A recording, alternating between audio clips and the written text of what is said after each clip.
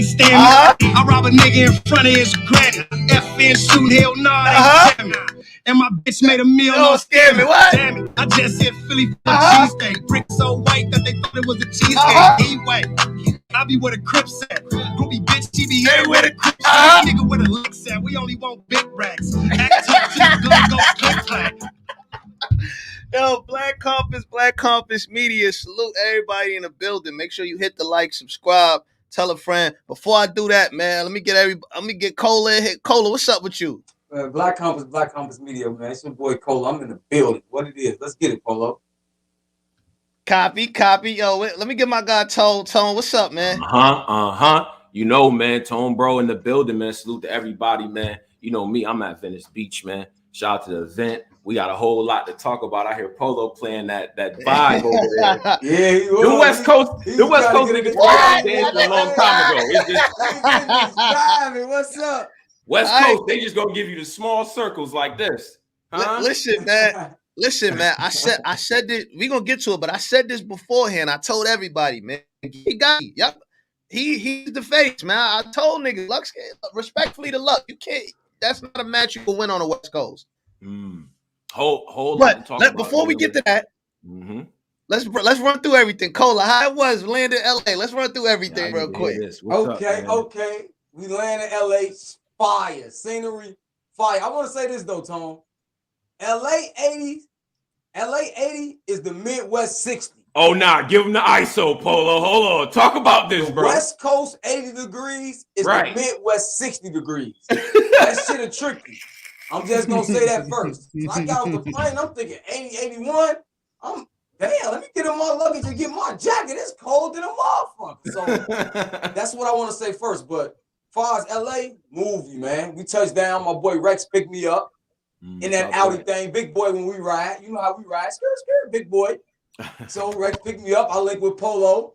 Already got the essentials ready for your boy. The essentials. Got real right. So this is the essentials. Hold on, Polo. I want to say this, Tom, before we even start. Salute the whole URL TV staff. Yeah. Smack, Chico, Beasley, P, KD, my brother D-Boy as well, and the caffeine staff showed us nothing but top-notch respect and love, man. Them people got my respect anytime, any day, man. I salute all them brothers I just mentioned, as well as the whole staff and the battle rappers that bring this event together, as well as the media, man. Let's get it, Tom. Yo, listen, man. All right, so first day, land. First thing I do, I gotta shout out Backpack Boy. I gotta shout out the back. I told them I was gonna shout him out. You know what I mean? They let me fly. They let me fly back to New York with goddamn a pound almost. Goddamn. Don't do that again. That's not a thing. A nigga got but Scotty. A nigga got what you dirt? What you talking about? But flew down. Definitely LA. LA is definitely cold as fuck. Like it's not. LA 80 is like a New York 50. That should have tricked you. I definitely, you know what I mean? I was prepared though. But first day we went to the face-offs again. Salute to Caffeine, salute to Debo, of course. First and foremost, shout out Debo. Everybody, Beasley, Nunu, everybody, salute. We pulled up. Face-offs was cool. It was different. They did like a NBA kind of style tape. NBA press conference. Was that? Like, how did that look for y'all? I mean, watching it, I was like, okay. It would see again. Now, if they would have told us beforehand, listen, this is what we're gonna do. We're gonna try to do because I think the media was a little bit confused because they're not really, from what I'm privy to and all that. I don't think people was expecting to be able to ask a lot of questions and interact like that. Like that was some new NBA kind of press conference thing. I like that a lot though. That's a good idea. Yeah. So it was and plus I ain't gonna front. I'm high as a motherfucker. Like I'm high, yo. LA weed. Oh my gosh. Yeah. I'm in that bitch. I'm high. Yo, salute T-Top, man. T-Top a cool ass nigga too, man. We ran down first thing, but yeah, like I think if people would have been more just, I think the next time it's gonna be fire, like with the crap. But I think people just wasn't used to the interaction, like asking questions and shit like that. Right. I think what URL got to do is, like I say, there was a lot of dope people from media there. France. Hip Hop is Real, 15 Minutes of Fame, Black Compass Media. There was other outlets there. They need to inform us more so we can have our questions ready. Be prepared to have a list of questions to make the face-offs more better for when the questions come. You got the champions there. NY, like NY went up there. You got different people, so they need to more incorporate the solid media. I know it's a lot of things that they dislike in this media, which makes it hard. But the media that's coming out to these events, the real analysts, not the bloggers, the analysts. Because if you go into events and you cover the sport, what's the difference, Cola? What's the difference? Break it down real quick. The difference is a blog is somebody just sit at home and blog on things. Anytime you feel like it's something you want to talk about, he's just a blogger. Analyst is like Stephen A., Shannon Sharp, Skip. They go to games. They see players in person, get in-person interviews. That's an analyst of the game, analyzing everything from even on the ground to back at home. That's the difference, bottom line. Right. I'm with you. I'm right there with you, Cola. I think that's an important distinction. But as far as so when y'all got in there, right? Because we were unaware of what the room was gonna look like, right? We didn't know what this was gonna look like, what the face-off room was gonna look like. That in a different location than when y'all went over to the battle and stuff like that. Chris Brown. Okay, so let me break. I'll break it down. So it was the same location, but Caffeine is like, that's a big company. So the turnaround, they can make a bitch look like they can make that shit look like something else in 4 hours. So when we got there, it was a very dark setting for the face off. Like it was very like somebody put UFC in a comment, and I 100%. And somebody just said we still having a radio show. The radio show will be tomorrow. And we got a lot of surprises for you this week, man. We got a lot of heavyweight. This week is the heavyweight week. Trust me, we got heavyweights pulling up. But all right, back to Caffeine. The setting was very dark. It was like more of like an intimate, and then the next day they changed the whole thing around. Like it looked completely different. Wow. Okay. That's what's up, man. And then so then Chris Brown's house, which now I still can't believe, like that's just I don't know. But walk me through that, because how was that? Because I've seen a bunch of media, friends of friends, rappers, models. What was the deal on that? Unfortunately, we didn't go. We got the invite. Let's get that all the way. Let's get this all the way in respect. Right. We got the invite for sure. But niggas in Calicoe, we're gonna be battle rap all weekend. Respectfully, Chris Brown house was an hour away. And niggas wasn't really trying to go all the way out the way. We ain't going to CCB. I'm just keeping it 100. Nah, don't say that, nigga. You ain't have a demo tape you want to honestly, niggas was really focused about the OVO joint. Like, you know what I mean? We wanted to really get at the whole, efforts and all that. Plus, everything in LA like 2 hours away. We first off, we had our own little mansion. Next time we go to LA, we throwing a party, by the way. We had our own little mansion. But niggas was so tired from the flight. I'm coming. That was a 7-hour flight, my nigga. I dropped down. I open my eyes. It's the next day. So, but I mean, everything was lit. I want to say this. They premiered the battle yesterday, and we're going to get to that. I just want to say a quick little prayer, bow my head real quick. That boy Lou. Salute to Lou. Lou had a hell of a year. I just want to say this, man. Salute to Lou Castro. Lou Castro's had a hell of a year. But Jesus Christ, why did you put this brother in front of Fonz with all them goddamn punches? Like, you know what else? Wild strong? The pallbearer when he deadlift. Ah, my gosh. What? That was crazy. That was crazy. But, Tone, I want to salute URL on that whole move with Chris Brown. And Fonz and Lou able to get that opportunity as well as Clips and that's a fact. That's still a big look. They also was filming something for Netflix with Idris Elba as well. So I thought that was a dope look. That was bigger than just battle rap. The Jay-Z show. I think they was just battling that CB crib, but they got something that's debuting on Netflix or they presenting with Idris Elba and the people he working with. So that was fire. That's like what? Like battle rap as a culture, like stand up. Wow. What? Yeah, and the Clips chess battle that's gonna be another goodie too. Lou is definitely not out the top 15. Again, a loss. And when you going against heavyweights in this culture, you're gonna get hit. You're gonna get. It's impossible. Like this, the culture is so advanced. It's really not. It's impossible to not get hit. Like you're gonna get hit. Right. Geechi Gotti with the Calicoe battle. People say that Calicoe got a lot. You know what I mean? It's 50-50. You're going to get hit. I don't think Lou was bad. I just felt like he was doing a lot of punching, A lot of heavy swinging and he wasn't connecting. Like, you know how when a nigga get in a street fight and nigga throwing all the good punches, but he not landing. You just dodging, like, all right, whoa. Like, you dodging all of those. I feel Lou got to kind of tone his material down into like, and just like I ain't like that. I think he could have kind of made that more of a. It's ways he could have went about attacking Fonz, but then when a nigga got it, he got it, man. Fonz, them punches were just too much. Anybody in front of them punches would have looked just like that. Anybody. Now shout out to Clay here, and because he kind of wanted to get after something, right? Was it a lot more casual people out this weekend? Casual fans, people didn't really know nothing. They just know Chris Brown having something. Drake is there, like that type of vibe. How could you make that distinction? If Fonz getting reaction, that ain't no way you not getting reaction. Like that mean his side, it would have been just like that for him. Like you could say it wasn't a battle rap crowd, but we heard Fonz shaking that little crowd. So that shouldn't differ from you not being able to shake that crowd. You could say, and Lou said this all weekend. I heard him say this shit all through the event. I almost told him, Lou, you gotta relax. Right. Man, it was 2-1 on the bitches, 3-1 niggas the bitches. Okay, cool. They still was on when Fonz said something fire. And when you said, I'm subscribed to your mom's OnlyFans, they went crazy for that shit. We watched it. Right, so you can't blame it on no crowd, bro. Fonz. I want to say this. Oh, go ahead. Hold on real quick, Paul. Yeah, Fonz, I want to say this about my bro Fonz. Y'all ain't synced him in a lot, but the last 2 times y'all synced him was the 2 biggest looks.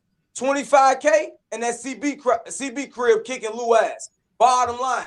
And he back now. It's a movie. We in Cleveland in November. Y'all know what's going on. This month coming up soon. I want to say this. We gotta stop this not battle rap crap. Battle rap is fucking huge now. Everybody like battle rap. Like it's huge now. Even people. I watched people when I was on stage. It was like a lot of women that just their first time. They were just their first time watching battle rap, but they kind of understood, like, they understood the punches. They understood, like, battle rap is a sport now where it's more welcome and I think it's more understanding. Right. And I don't think that's if Lou said it was more women. What was his thing, Cola? He said it was more women, 2-1. It wasn't really a battle rap crowd, but like I said, Fonz was shaking that joint. Yeah, Lou, but I want to say this though, Lou, like you kind of like, you do the videos, you smooth young man, you do the videos with the women, all that. That should be your element, my nigga. You walking that shit. I see all these women. I just dropped Revenge. I got a beautiful woman walking in slow motion to the crib. I got all this. If I see one, it's lit. Oh, yeah. I'm tapping my man. Oh, it's lit. I would think that would be more of an inviting for Lou. I would prefer more women. I want women while I'm rapping, nigga. That's my image. Like Lou, it just won his night. It just wasn't. Yeah, it just seemed like. You heard what Surf said, Tom. He just windmilled on him. He just windmilled on this nigga. Smack. He just windmilled on this nigga. Hey, Fonz was rapping to Lou. I heard Surf say, "Smack." He just windmilled on this nigga. That's a windmill. Man. I think Fonz. I think with that battle, man, because there was a lot of talk about who Fonz was and his position relative to the rest of the people that was in that came along the same time. And it was like after he won the tournament, it was like, there's a bunch of fans. Yo, man, it seemed like sick and easy, and all these people getting past him. And then it was Lou Castro, and Fonz took that seriously and came back and said, "There is a reason." He just windmill smack. There's a reason why Fonz has 25 racks, and everybody else does. New Midwest, stop playing with us. We ain't win nowhere. Yeah. So we still showing y'all that somebody that's been y'all. We all felt across the street. He could come in there. Mm-hmm. Big opportunity. Mm-hmm. Ain't really been in the caffeine setting in a minute. Straight to Chris Brown on the court, hooping. He went up there and put up 30. Let's keep it 100. I seen my boy Fonz being nice, but he 30, Lou. Ain't nothing gentleman about it. Wow. Okay. But I don't want this 30 to take away from Lou. Like I still feel like Lou was here. He just got cold. He just got caught. You know what it is? We ain't see a 30 like this in a minute. Like a kind of 30 where it's like a nigga was on fire 30, like where you can really break down everything he's saying with or without. Like you can literally take the crowd out this battle. Like if this ever was to drop to YouTube and they start doing the recaps where they take the crowd out, nigga, Fonz was literally on another level rapping. Like still that. bugging. That's some of the best punching I So, heard. you know, Fon's cool because when I talked to him the next day, because I haven't talked to him, but I see them actually at the event. Yeah. He's real soft spoken. You know me, man. You know, got him out of there, Cole. You know, like he just cool as hell about the shit. Like, you know, got him out of there. Like shit, like he ready, bro. Ill will. Look up, Marlon. Say cheese. Tink the demon. Look up, Marlon. It's lit. Oh man, that's crazy, man. Look. I'm like this, right? Because this whole weekend, I'm gonna just say this too. And by the way, for the people that just joining, we do radio show tomorrow, things like that. We'll dive more into it. But I don't leave these big events thinking that, okay, if somebody has a bad night or somebody wasn't that great on stage or whatever, that it's over for their career. I've seen the people like waiting on us to talk about the other battles, like, yo, it's over for Lux or it's over for Gaddis. It's over. It's not, bro. Like, this is the biggest stage, the brightest lights, the best MCs in the world. I gotta stop you a little bit. It's not over. I didn't leave that weekend thinking it's over for anybody. Lux look human. Lux look human. He is human. No. We all human, but battle rap terms. We all human, but battle rap terms. Lux look human against Lux is still Lux to me. I mean, me personally, but I think Gotti won the battle. Okay, now let's start over to the like when y'all got I gotta say this comment right here. Tsu Surf lawyer, somebody's trolling, but that's their name. Right. But he put the women came for Drake, not battle rap. That's false. I promise you, listen to me. I kid you not. The women wasn't like Drake. It was the men was acting more like if we being real. The women was kind of being cool, like, all right, I know. Hold on. The women was kind of being cool, like, all right, I know Drake. I know it's Drake. I'm for. I ain't gonna press him. You know, the man, yo, Drake, yo. So that statement is false. That statement is 100% false. I'm gonna keep it 100. Half the women we asked why they was there, they had battle rappers' names. Women, are we here for Jazz? A lot of women was there for Jazz. Jazz, for the women. I'm here for Gaddis because Gaddis had girls on our side. It was women. I'm talking baddies in there saying they was there for actually battle rappers. Everybody wasn't there for Drake, bro. You gotta listen. That's why it's important. If you possibly can, you got the money to afford it. Come outside. Stop sitting on your couch looking at caffeine through your phone, because I know or your computer, because I know half of y'all ain't got the screen switch and all that. So let's cut it out. Come to the event and get under the ambiance, brother. Experience it. Stop saying what it's not and experience it for yourself. Yeah. You know what? I totally agree what you're saying about it, because I saw that at Nome as well. It's like it's usually guys are more, you know what I'm saying? Like and guys way more. Trust me. I've seen ball players walk into like a happy hour or some shit, and it's just a flood of guys. Like, you know what I mean? The women got to kind of push through to say hi to a dude. Like, so yeah, like exactly. So and like I said, a lot of the women was really saying they was there for Jazz. Like we talking, yo, who you here for? How you here about Boom? I'm here for Jazz. I had a chick tell me on stage, I only came for Jazz to rap and Gaddis. I only came for that, and she was bad. I'm not gonna cap. And she literally tattoos all on bad. Yeah, she literally said, I'm only here for Jazz and Gaddis. That's all. I don't know nobody else, anything. Like, I'm just here for Jazz and Gaddis. I'm a fan of Queen of the Ring. So respect. Y'all gotta start. You know what I mean? I feel like you kind of downplay Queen of the Ring and all these other leads that have been working really hard when you say they only there for Drake. Like, yeah. You can't really say that. It undersells what we do. First battle, Pat stayed real sick. Walk us through the ambiance. What was it like when y'all got it? I mean, because I didn't know what the venue was going to be, and a lot of the predictions, a lot of the things that I said was based on the idea that this would be a smaller room. I look up, y'all tell me it's 650 people on the floor, not even counting the VIPs.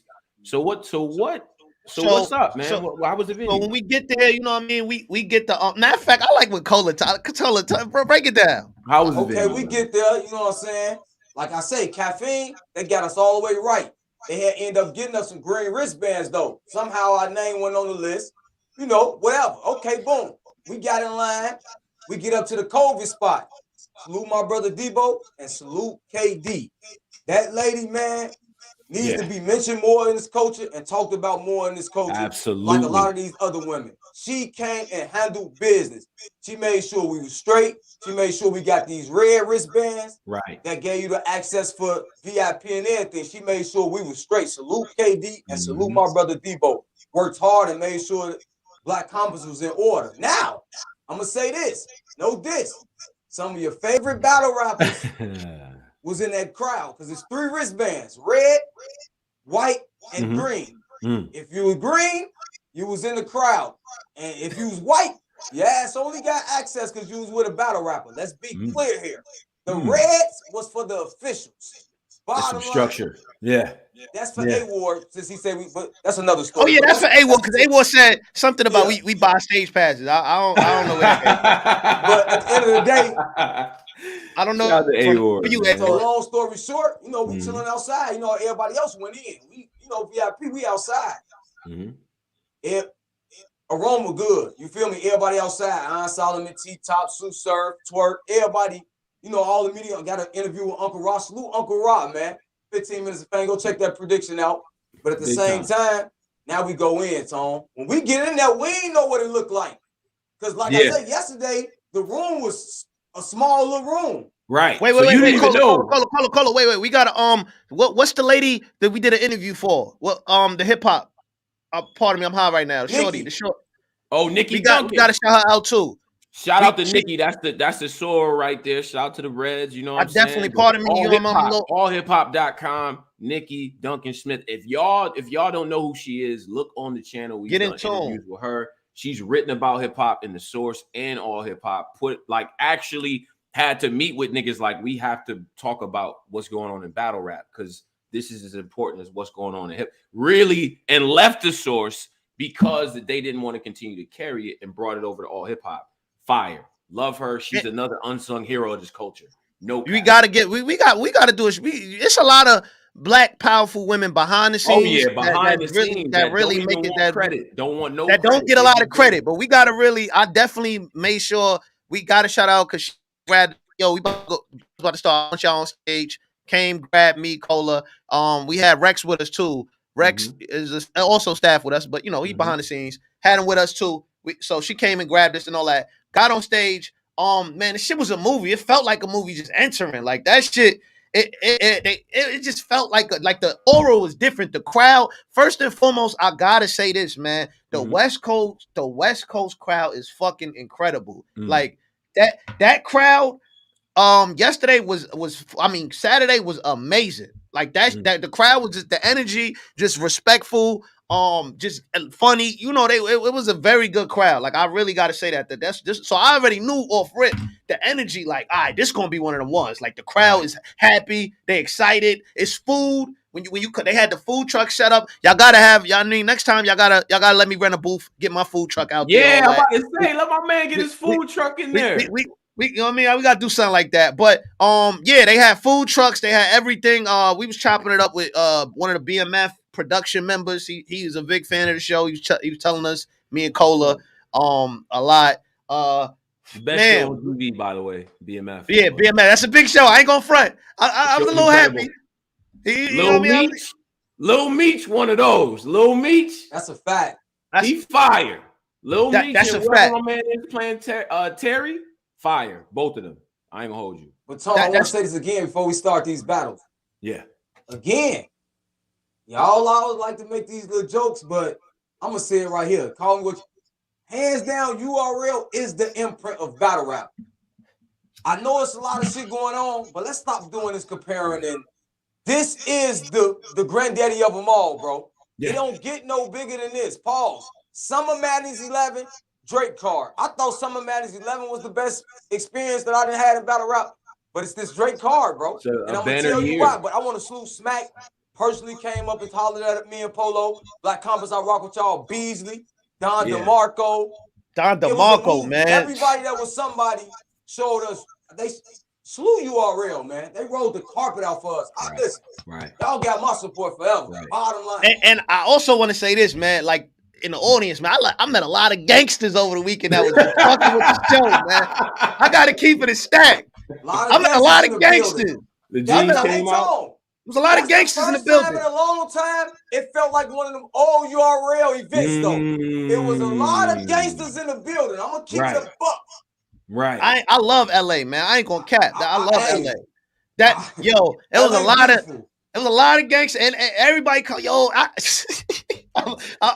I'm saving this story for the radio show, but I'm saving. Because I gotta have Posey on when I tell this story, man. I gotta have Posey on. But let's get to some of the battles, y'all. Okay, so we first get into Real Sick Pat Stay. Now I immediately noticed. I noticed this immediately. I'm gonna pay attention to detail, nigga. Right. Pat Stay is super comfortable. Like he's just walking around. I could tell he got his material memorized. I could tell he's going to incorporate some freestyles in there. He's going to do a lot of different stuff just off of how he was. You know what I mean? Like his aura. Pause is necessary, but I don't think you need to pause that. His aura was just like you felt it. And then Real Sick also looked ready, man. Real Sick had the Timbos on. Every time every time somebody got Timberlands on in Cali, I know they ready for war. Black Uptowns and Timberlands is like the message for war. Like, all right, I know, all right, this nigga on Black Ups, all right, he with whatever. Nigga got on Tim's, he ready. Immediately, that energy was crazy. Queen's returned, Queen Flip came back. Cola, you's a funny dude. Hey, now let me tell you, now listen, I want to say salute Queen's Flip, man. Say what you want. He can come back and leave whenever he want. Queen's Flip is a legend in this shit. That's a fact. He the first person y'all probably seen Mook and Rex in an interview with on that battle rap Exploration. Even when y'all forget what Tink the Demon and them type of brothers come from with that quiet room. Let's get this all in perspective, man, what Queen's Flip is to this culture. I watched at the early URL Black Bear event. They started about an hour and a half late. Queen's Flip got on stage, just stand up, roasting the crowd, had a little fake battle he hosted, all types of stuff to keep us entertained until that mic got right and all the music and audio was straight. I've never seen. Remember him and J Black had the battle? Yeah, that was a filling the space and shit. Like people don't know that. Flip has done a lot for this culture, and that brother is on a media. He got an interview with Jerry Springer. Like, I think I'm having a good year. He got Jerry Springer. Like, so Queen's Flip is definitely transitioned into another level. I kind of put him with like the DJ Academics, the Hassan Campbells. Yeah, he's like that kind of. I put him up there in that bracket. Way up there. Now, we gonna be there soon. Go ahead, continue. So a little bit after that battle, but we gonna talk about it. I run up on Queen's Flip like he be doing camera on them, Tom. Nigga, I'm biased. Nigga, give me a hug. Nigga, I'm biased. Nigga, I run up on Queen's Flip. Now, after like 30 seconds, he get to like boring me. He getting serious now. He getting mad like people get mad with him. I'm like, Queen's Flip, don't get mad. He like, nigga, them just jokes, them my friends. Now, Polo like, hold on, nigga, don't try to get mad. You do that to niggas. So now we rocking with Queen's Flip. But instantly, Queen's Flip so cold, he instantly start shaking our hands and shit, chopping it up. Salute Queen's Flip, man. A dope experience. We got a little footage of that. Dope little clip. Join the Discord. Yeah, I'm on Queen's Flip going crazy. Yeah, I'm going crazy on Queen's Flip. That was crazy. My favorite shit is when you see somebody like, why you didn't tell me you was in town? Why you didn't tell me? Nigga like, nigga, I want a hug. Where my hug at? I'm crying. That shit. Hey, Howie. Let me say this to y'all, bro. And I like that you said that because I was gonna mention it. And we got I'm just really a fan of battle rap. I don't go around these brothers and act like I'm above them or equal when this is their arena. Right. This not my arena. So I respect them as being and doing the jobs to give me something that's a hobby for me to come support. So I'm gonna shout out everybody because I'm gonna show love to everybody. If you got something dope, drop that in the comments so I can shout that out. And let's promote something instead of you complaining about who I'm shouting out, brother. That's it.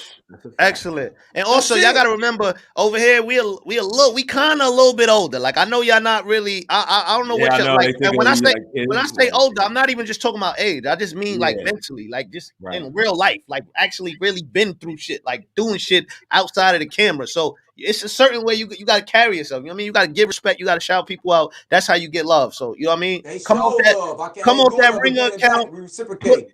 Exactly. But now let's get into this Pat Stay Real Sick battle, man. Pat Stay performance immediately.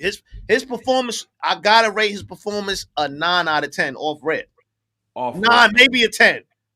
I think the opener, and shout out to his peoples and everything battling, through cancer and all that too, man. As a person that's in that, pocket and all that, crazy to think we battling on our last stage together. Fire. And I'm setting the tone early.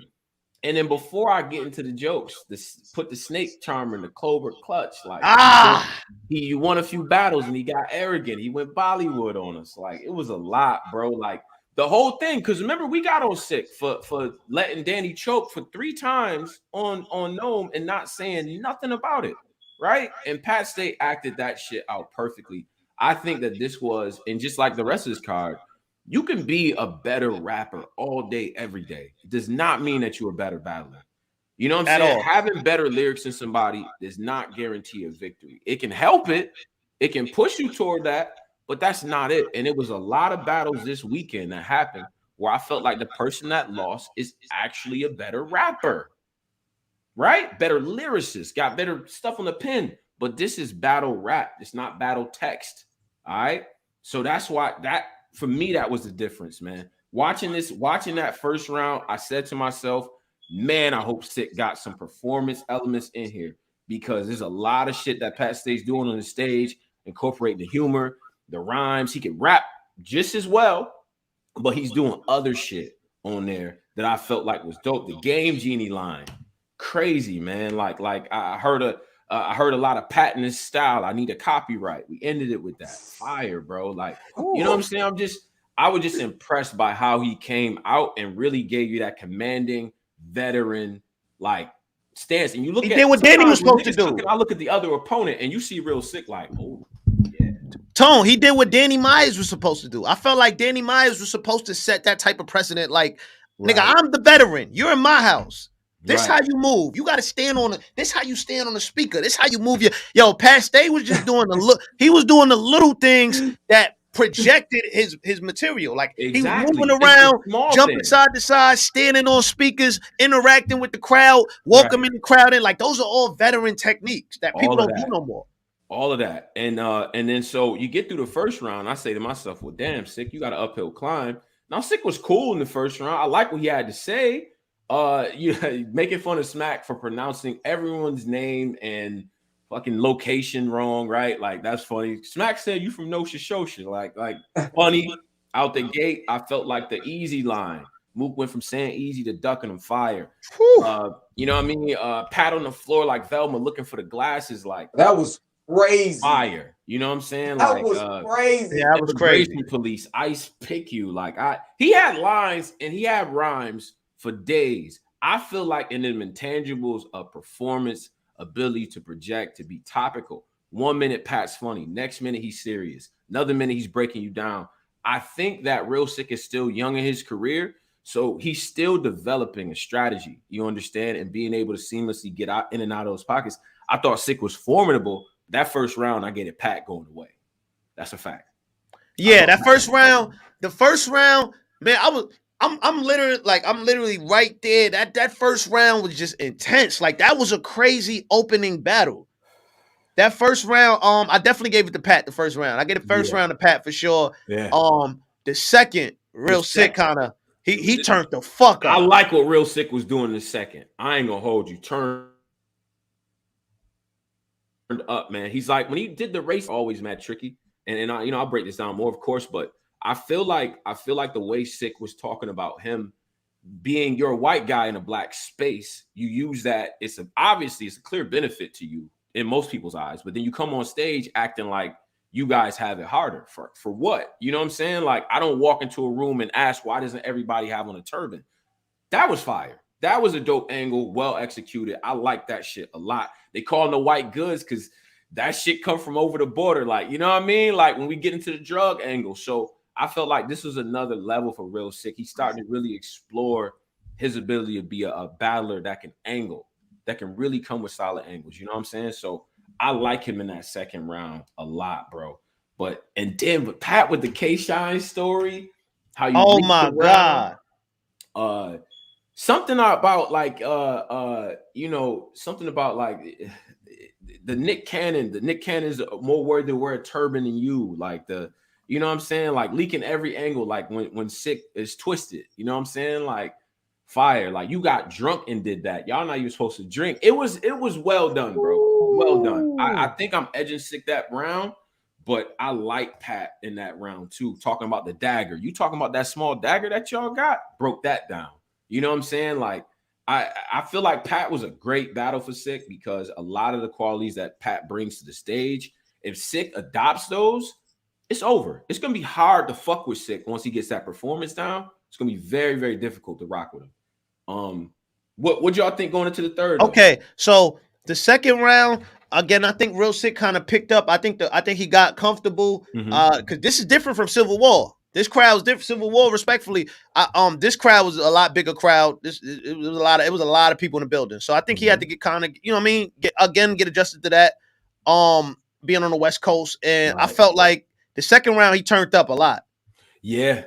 I think that second probably could go either way. I know a lot of people probably had Pat 2-0 at this point, but I felt like that bitch could go either way. Now, what was the votes looking like on caffeine? Because we didn't look at we didn't look at the caffeine app. I actually don't know. I've given up on caffeine a long time ago. When Couture was cheated out of that Charlie Clips win, I said, "Oh nah, we doing anything."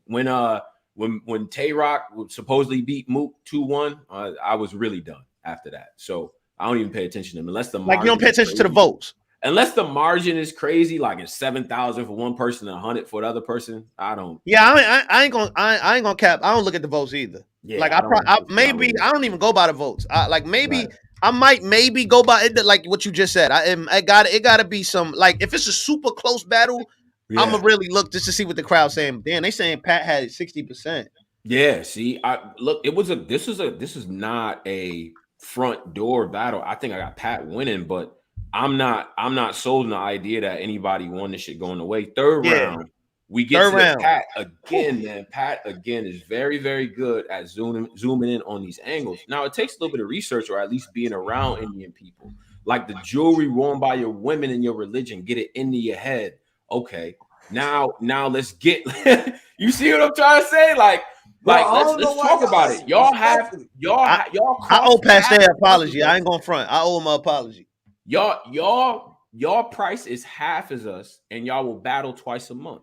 Like we talking about a whole lot. We talking about a whole lot, man. And then the breakdown. Even though Pat, I'm not gonna cap.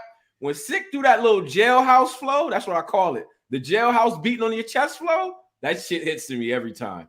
Maybe it's just me and I'm a corny old nigga, but that's dope to me. But he broke that down well. The line of that third though, the Taliban Holohan better watch his macho man tone before he get body slammed. I said, oh God. That was crazy. He ended cringy though. He did. I don't know what we was doing. We got into a very like, all right, Pat, that's the other side. Like this, when he did the 69 shit, what grown man does the 69? But everything after that. When he said that shit broke the building though, low key. But look, when he said that, I'm around smack. All the bitches went all the women was like, we still do the 69. I don't know what he's talking about. No cap. I'm listening to this about. Boy, the women of like, I'm gonna get this motherfucker. They not doing them little kid games. I like Pat. Like, okay. I don't know, bro. I heard Smack turn around and go. I don't know this nigga. Bro, ain't too many niggas 69, bro. Right. I don't know, Cola. I'm keeping it 100. Boy, you know how many times a nigga done took a joint and went, whoop. and stood right here. Bro, like the cover of a sidekick. What'd you say? Hey, Tone. Ain't no woman QPing me, G. Bottom line. Oh nah, she I gotta feel it. I gotta feel it. I gotta feel some spit or something before I start. We ain't doing that. QPing me, G. Yo, QP said it was resting on her cheek.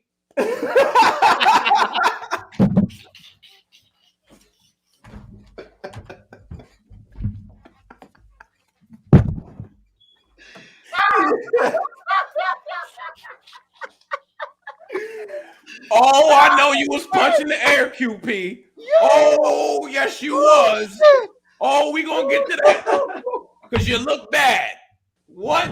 All right, so So anyway, Real Sick ended off the battle fire. You know what I'm saying? Like he, you know what I mean? So he gets in the whole pack. Now he Hold on, son. So now, hold on, son. I'm crying. Hold up. Oh, the fuck on, Tom? Hold up, son. I'll be mad as hell. Got my yang resting on your cheek. I'm going to work. My shit just resting on your cheek. Girl, you out your goddamn mind. Stop playing with me. Because if you're doing it right, you get tired down I'm there. getting sweating. I'm like this all. Look at come on, son. You over there sounding. You over there la la la la la la la la Like la. what? You down there like. Fuck is you doing? Put this shit in your mouth. Put this in your mouth. Stop playing with me. You better. You pray that shit slip over in our mouth. Come on, please. You 10 minutes in. 10, we gonna get back to battle rap. 10 minutes in, you like, all right, I don't. It feels kind of dry down there. It's kind of dry down there. What's going on? Nigga done sung a whole opera down there. He done said the whole alphabet backwards down there. You hear me? Huh? Oh shit! I done said the alphabet backwards down there. 60 seconds in, G. Fuck I better feel talking about. Hold on, I gotta use the bathroom because you play. Yeah, like all right, stop playing. But so the 69 shit, I don't know, man. He wild. Cola done laughed his mic off.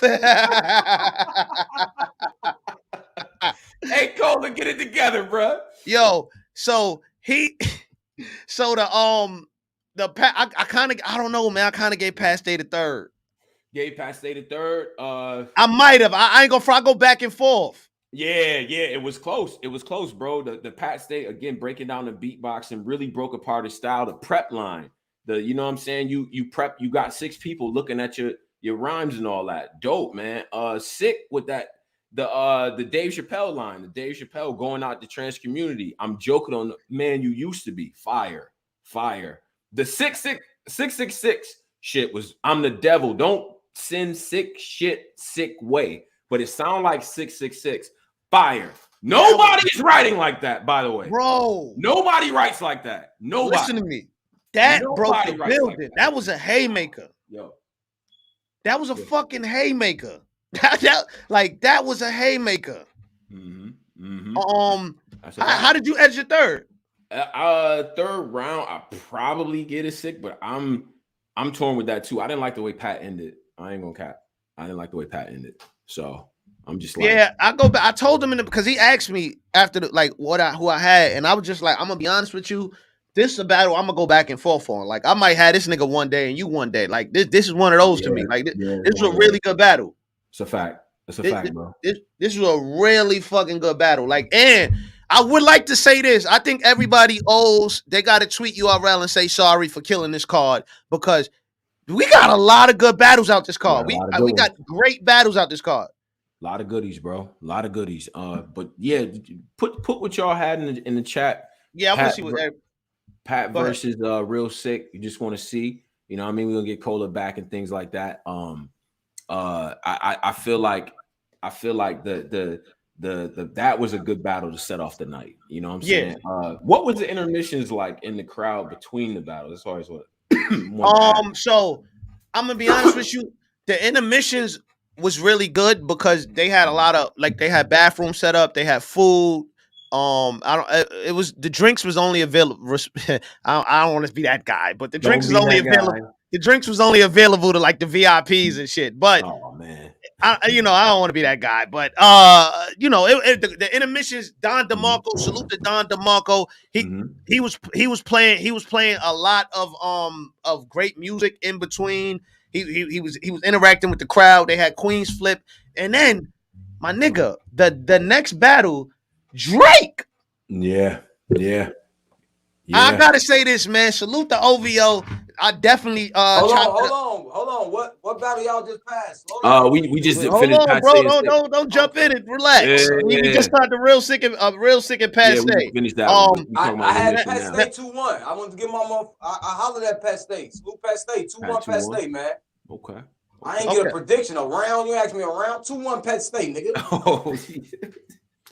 Shout out to the breakdown crew. Salute, family. No, I got Pat Stay 2-1. Y'all I basically had the same thing. Most of y'all had Pat Stay 2-1. Sick was dope. But Pastay had everything: comedy, bars, angles, complete battle rapper that night. Battle was close though. That was a good battle. That's a Fendi. Drake. So getting on stage. So I got chopped it up with Chubbs. Salute. That's man. Drake comes out. When Drake came out, the energy of the building switched instantly. Different energy. Instantly, the shit switched. He came out the Fuck, what song was he came out to? I think it was Pipe Down. I don't know. I don't remember. But anyway. Salute, Wing. What's good, Wing? Love you, first off, everybody in here, hit the likes. We got 500 plus in here. Everybody hit the likes right now. Yes, sir. Yes, sir. Yes, sir. Hit it. Yeah, so when Drake came out, the energy of the building just instantly switched. Like I knew, and then let's get to the jazz battle. This the one. This is the next battle, right? Cola, because Cola's really good at painting a picture. Cola, you paint the picture leading into the jazz battle in the Gaddis. Okay, we on the stage. Listen, for that battle, I ain't gonna lie. Like you said, when Drake came out, because he was actually in the crowd when Pastay and Sick was battling. So he came in on hollering at them as well. But when Jazz and them come up, this one, regardless of everybody want to see Misfit, everybody was up for this battle. D-Rec, you got Remy Ma down there, 40 bars, Juju, they looking beautiful. Women was looking beautiful. You got Jazz, Casey, the Bardashians, they whole squad. Right. Smacking them up, Drake up. It was one of those. You feel me? The whole ambiance. I'm going to keep saying ambiance. Bro, come to an event. That's all I can tell you. Well, I don't really know if I can tell you in a crowd, but come to an event, man. That's all I'm going to say, bro. But it's one of those. This was one of those. So Drake comes out, he starts talking. In the midst of talking, he announces that they're actually working on trying to do $1 million battle. They're trying to bring that. He makes more announcements. Drake and Smack was talking big shit. They was big shit throughout this card. So, but we're gonna get to the later announcement. So this one, he basically announced we're working on $1 million of the first $1 million prize battle. We working on that. That's gonna be crazy. I definitely would like to break down, not now, but later on. Yeah. Who do we think is gonna be the first 2 battle rappers to make the $1 million? If we could do that, we could break that down on another show. So. Jazz Gaddis come out. But remember this too, Polo, before that. He make the announcement. Because they had the open bar. You ain't have to pay just tip. They had the open bar for the people, for VIP, as well as the food. And they had food vendors outside. As well as Drake made the announcement. I'm finna send them to the store and get everybody liquor. It's on me. Bottles on bottles. And Colin came back with him. Come on, man. Artist of the decade, man. And he passed them out. I don't never want to hear y'all say a bad word about Drake. Passing them out. Never want to hear a bad word about Drake. Never. Nigga was passing out Henny shots himself. Going up to people in the crowd. Yo, here, this for you. This for you. This for you. This for you. Yo, get him a bottle. Get him a Ciroc. This for you. Set the stage, all shots. Make the waiters come to the stage. Bring us shots. Go get the stage right. He had it a movie, though. I ain't gonna lie. The boy, CLB was in there. He had the Yo, he had that shit a movie. This brother right here, I gotta see. Mama was in there. Shout out to Fizzy Facts. I want to roast this comment real quick. $4.99 Fizzy Facts. Event was not that fire. People was you at the event, my nigga? Was you there? Probably not. But bro, hold on. Hey, Polo, let me ask you this. Even with the battles, drinking, smoking, or whatever you doing, having your fun, how you not having the best time of your life when Drake in the building? You got his man's Chubbs, Freeway, Cassidy, Remy Ma, Lil Mama, and other people we probably didn't know had a bet. Adam 22. You got, come on, man, and our peers, Tsu Surf, Geechi, Lux.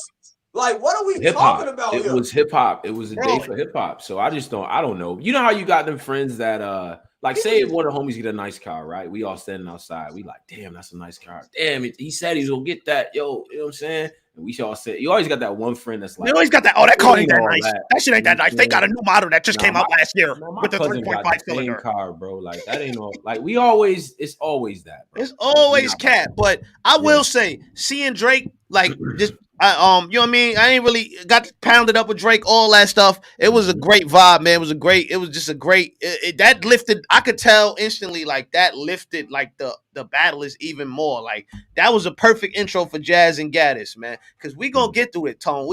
I gotta talk to you, my brother. Well, look, we're gonna cover this. I'm not gonna go too crazy on the breakdown because you know we're gonna say it, but starting off though, Jazz goes first, which I thought if I'm Gaddis, I probably want to go first. But hey, it's Jazz on the return. Maybe she figured let her get her shit off. I just felt like from the start, you know, Jazz had the crowd. It was on her to lose the crowd. Gaddis, it was on her to take the crowd from Jazz. Jazz never lost the crowd, and I felt like Gaddis never took the crowd from her. You know what I'm saying? That's wrong. That's wrong. When did Gaddis take the crowd from Jazz? I'm trying to say a lot of people was there for Gaddis, man. When did Gaddis? Well, hold on. That's not my point, though. Oh, okay. What was your point? My point is that Jazz being there, highly anticipated. She starts off.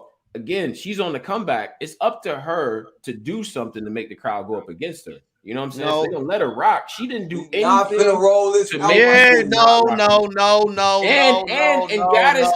never did anything to steal the crowd from Jazz. No, that's incorrect. That's not that. Listen, I don't. Bro, Gaddis. First off, Gaddis. I don't know. Gaddis put the pressure on herself during the face-offs when she talked all of that smack and was saying she gonna trash her. She put the pressure on herself, and then on top of that, she made a mistake by letting Jazz the rapper go first. You never let somebody go first when you put the pressure on yourself like that. You want to set the tone. Did she win the coin toss though, or did Jazz win it and go first? No, Jazz just went first. Veteran shit. Jazz just started out. And she just said, "I'm gonna go first." Listen, let's get up to the lead up of this because we're not just gonna smooth into this like everybody was. Jazz not that.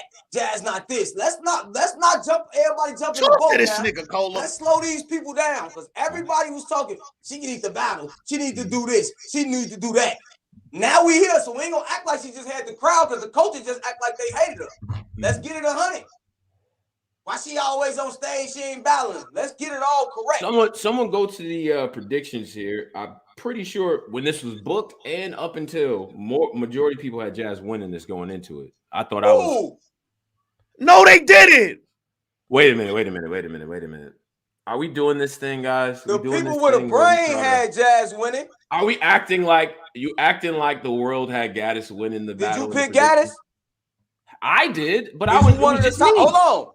Is you one of the top brains in this culture? It's just me though. No, it wasn't. Who the fuck else? It was me. It was me, Direct, and you see what he doing? Hold on. Yeah, it was me, Direct, and Sarah Connor. We were the only people who had Gaddis. Just us. That's a lie. Me out of the media, bro. Gaddis was winning the prediction votes. No, she wasn't. Yes, she was. Look at the comments right now. Where? People in the what are you trying? Where? Show me a prediction vote that had Gaddis winning the battle over Jazz. Man, everybody like Jazz. Moral of the story is we're not gonna act like man. Now Jazz is the underdog. Y'all act like Gaddis been outside. Gaddis had a couple battles. That's your words for sure. That was my bars. Yeah. That was my bars. And on that show, it was four people that think like you. You a voice that people think that's very popular in the culture that makes statements that stink. Nobody, so a lot of people that felt that opinion. Overwhelmingly for Jazz in the prediction. Stop playing, bro. Stop.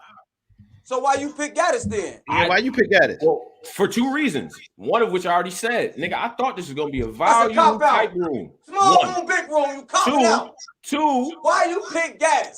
Nigga, I'm trying to explain to you, Yeller. I'm trying to explain to you. One, I thought it was gonna be a small room battle, which would be, my prediction would have been very different. Two, Jazz has been outside for 5 years. It was logical to me. The breakdown crew just said they also had Gaddis. Okay, well then that's everybody like had Gaddis. Though like four media. That's like 4 media outlets out of most people. Most people media outlets that matters. Bring them matter. Bro, they're Tone vote matters. In the comments, everyone's saying they predicted Jazz to win. No, they didn't. That's what they said now. These people lie all the time. Man. Yo, why do we gotta do this after the back? Bro, niggas was not having Jazz winning, bro. Now Jazz is the underdog. Okay. Yes, she was nobody had. Everybody thought the shit you were saying. Oh, she gonna come back and she gonna rock the crowd. Look at the comp. Like what? It's documented. If you come on a radio show with this, man, you're gonna have a long night. I don't care what y'all saying, because I'm looking at the comments and they saying niggas is capping. Everyone, bro, the predictions mostly had fucking Jazz winning the battle. Stop playing, bro. No, they didn't. Every analyst had Gaddis winning. Hey, you know what they were saying? You know what they were saying, Polo? You know, Gaddis was outside first. She been here. Yeah, that's all true. Experience. Jazz ain't battled in a minute. Nobody had no Jazz. Every analyst had Gaddis. Bro, I hate when somebody winning. Now we just try to reverse everything that happened. Just like we didn't. We had Jazz. I don't delete none of mine. Stop playing, bro. We had Jazz. Polo don't never cap. Nigga talking about Polo capping. Polo don't never cap. I don't know what you talking about, nigga. I don't never cap. The favorite going into this. Don't ever cap, nigga. Favorite going into this. She wasn't. All right, well, that's cap. So let's get never cap. Let's get through the rest of this though. Jazz round one talks about the operator shit, right? That talks about dispatch and all that. Now, the thing that I felt like Jazz got to and did throughout this battle that was dope was all the narratives that people had, her virginity, the QP situation, sitting out, the Bardashian stuff. She addressed all of that, and it was a lot of good counter writing and shit. Y'all mad I lost my virginity? Nigga, go find it. Fire. The Mario bar is up there. Mario Brothers, the pipe brought me to another level. That's up there. That's one of those. You know what I mean? The stranger danger. Young don't know who she's talking to. Jay Black. Jay Black. I need to hear Jay Black. I had Jazz in my predictions. Yes. I need to know everybody had Gaddis. Is the greatest analyst ever. He is the guy who created a lot of the blueprint that we all use. Y'all niggas this is the guy who had Jazz. We not gonna act like you ain't of substance to pick Gaddis, and it matters. Oh no, they trying to downplay who Tone Bro is, and I don't like that. The point was, I don't like that, Polo. Jazz wasn't no. He's flying right now. You're not gonna downplay yourself to act like it's just. I'm not. But I'm saying. But my point is, Jazz was not the underdog going into this at all. It was no underdog. Is what I'm trying to say. That's bullshit. What? There was no underdog in the battle now. It was no how was it an underdog in a Jazz and Gaddis battle? When Jazz called out, the question was, can Gaddis get past the OBC bars? And the other question for Jazz was, can Jazz translate in this era? What is she gonna do? It was questions for both of them. Yo, matter of fact, cap this nigga up. Cap this nigga up right the fuck now. Cap this nigga up right the fuck now. Y'all can pull out whatever cap y'all cap this nigga up. Cap. Y'all just Cap him up. Cap this nigga up. Cap him up. Cap him the fuck up. I'll get every hat in the building. Cap him up. Jazz being an underdog. Cap. Gaddis, Jazz being tied or whatever the fuck he tried to say then. That's super cap. Like the idea that Gaddis got killed is cap as well. The idea that all you niggas ain't up there deleting. No, Gaddis did get killed. She ain't died. That's cap. Keep going. I got 20 more. What's up? Yeah. The biggest cap. I'm gonna go with the biggest cap because you lying. Big cap. He's capping. Full brim capping. Stop playing with me, nigga. Bro, he is capping. This cap right here is for Tone, bro. Capping, talking about the ultimate cap. That's the cap. This cap right here is for these niggas with no Avi telling me I'm capping, and these niggas don't even feel comfortable with no Avi. That's a cap. This another cap for motherfucking another cap. That's a cap. Man, that's a cap. Hey, stop capping, Tone. Stop capping, Tone. Hey, yo, you know why this is so badly capped? Is that stop capping right now, Tone? Listen, if you're watching this and you wonder why I got all these caps on my head, stop capping right now, nigga. This. I get more hats. I got 100 more in the battle. They don't have to do this. What they trying to do? Hold on. What they trying to do is they trying to make the win seem more powerful, but they don't have to do that because Gaddis actually more powerful. By saying she the underdog, y'all trying to make the win more powerful. Yeah.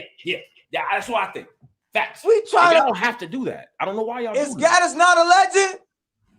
Of course she is. So how much powerful we gotta make it when Jazz just walked through her? Man, yo, bro, listen, bro. She just walked through the first battle rap female battle rap y'all seen. When the battle got booked, Jazz, why are you calling out Gaddis? There's plenty of other people to call out. This about to be an easy matchup. Now the battle happens, and Gaddis was the favorite to win. And like, stop. Y'all want saying Gaddis been outside. She been more experienced. Jazz ain't battled in 5 years. Gaddis gonna get her. Jazz just stand on stage and make a face. That's what y'all saying. Yeah. Well, Black. Because listen, I'm gonna tell you what happened. Because the first person Jazz looked for after that battle was who? I know. Tone Bro. I know. Because she heard you, nigga. I don't care. That's the first person she asked for. Where's Tone Bro? Wait, hold on. Let me check. Let me. Ain't nobody looking for nobody that don't matter, nigga. Do I care? Huh? Nah. Cause I don't. But what I'm gonna say is, let's break down the battle, because I'm gonna get to that too. But all right, so we get to the virginity angles. Like I said, the Mario angle was fire. The charisma put on D like Brian. Okay, then the Johnson & Johnson bar. She had some shit. The UYG, I'm KG. I came up at 19 and got drafted to the Wolves. Like, fire. Work, bro. Work. I felt like she had some shit, and I'm not gonna do this thing because I see what people do with predictions, right? Look, you don't have to marry your predictions. This is why I put my predictions out there. Now, some of these things, if they happen to be wrong and I get a dope battle, I'm good with that. Like, I don't never cap on the predictions, but I hate when people do this. No, a lot of y'all are saying that Jazz was gassed and all that stuff, bro. Knock it off, cousin. Knock that shit off. So let me clarify something real quick. No gas, brother. Let me just clarify something real quick. When I'm talking about the people who had Gaddis winning, I'm talking about the analysts. I'm not talking about. I'm not talking about you potato chips. I'm talking about the analysts. Facts. I'm not talking about you potato chips. You niggas with no Abby's. I'm not talking about y'all. No Abby, my nigga. I'm talking about the analysts. I think. Yeah, black. I think everybody on champion except Mark. You're not talking about them 2 followers that's trolling. I'm not talking about X, Y, and Z on a ringer account on 12 different ringer. I'm not talking about them niggas. What? The people that thought they knew that was in these spaces, that was in these places where we be at, was thought Gaddis was finna do something. That's all we saying. Gaddis was not whack by any means at all. All right, so Jay Black. So the legendary Jay Black sends me a what's a survey here. I won't say the P word. Till death do us part. So screenshot URL TV.tv. It says Jazz 2-1, 45%. Gaddis 2-1, 31%. Jazz 3-0, 16%. Gaddis 3-0, 8%. Now, if you add up these percentages, do some basic math here. It's about a 60% vote for Jazz, the rapper. So I and this is not I just clarified what I was talking about. You can't even see who voted. Oh, look at this. How we know them people even verify sources? Shout out to Henny Man. Said, let me pick this goalpost up real quick. Man, how we know they verify sources, Polo? We understand Jay Black, but Jay Black respectfully is only one voice. Yeah. All right. So look. Jazz's first round is dope. It's money. And I'm gonna get into like some of the lyrics and we'll do the complete breakdowns and all that. Now, Gaddis, in my opinion, just keeping it high level, took too long. She just took too long in the beginning. It took very long before we got I play with big band sticks and drums, all that. I'm instrumental. It took a minute before we got to that point. And I'm like, man, you might want to get out the gate with the work. You know what I'm saying? Built like an old English. Cool. Comedy. All right. I actually like when she gets more intricate. She has a line. I'm gonna wait for the radio show to give the whole line. But the line about the math scheme, the fucking I'm not your opponent, I'm your exponent, your base of power and all that. Like, and then she leads up to the cosine line. That was fire. She needed more of that. The lift the bird in the Uber scheme, did not like it. And only half of that video game scheme was dope. So yeah, bro. Yeah. Jazz took the first going away, in my opinion. We'll get more deeper into the rhymes on the radio show, but she took the first, in my opinion. Then we get to the second line. And I think that second line might have been her best round, in my opinion. That's when we get the Bardashians, the gang. I'm Alec Baldwin. Told them someone got to get shot on the set.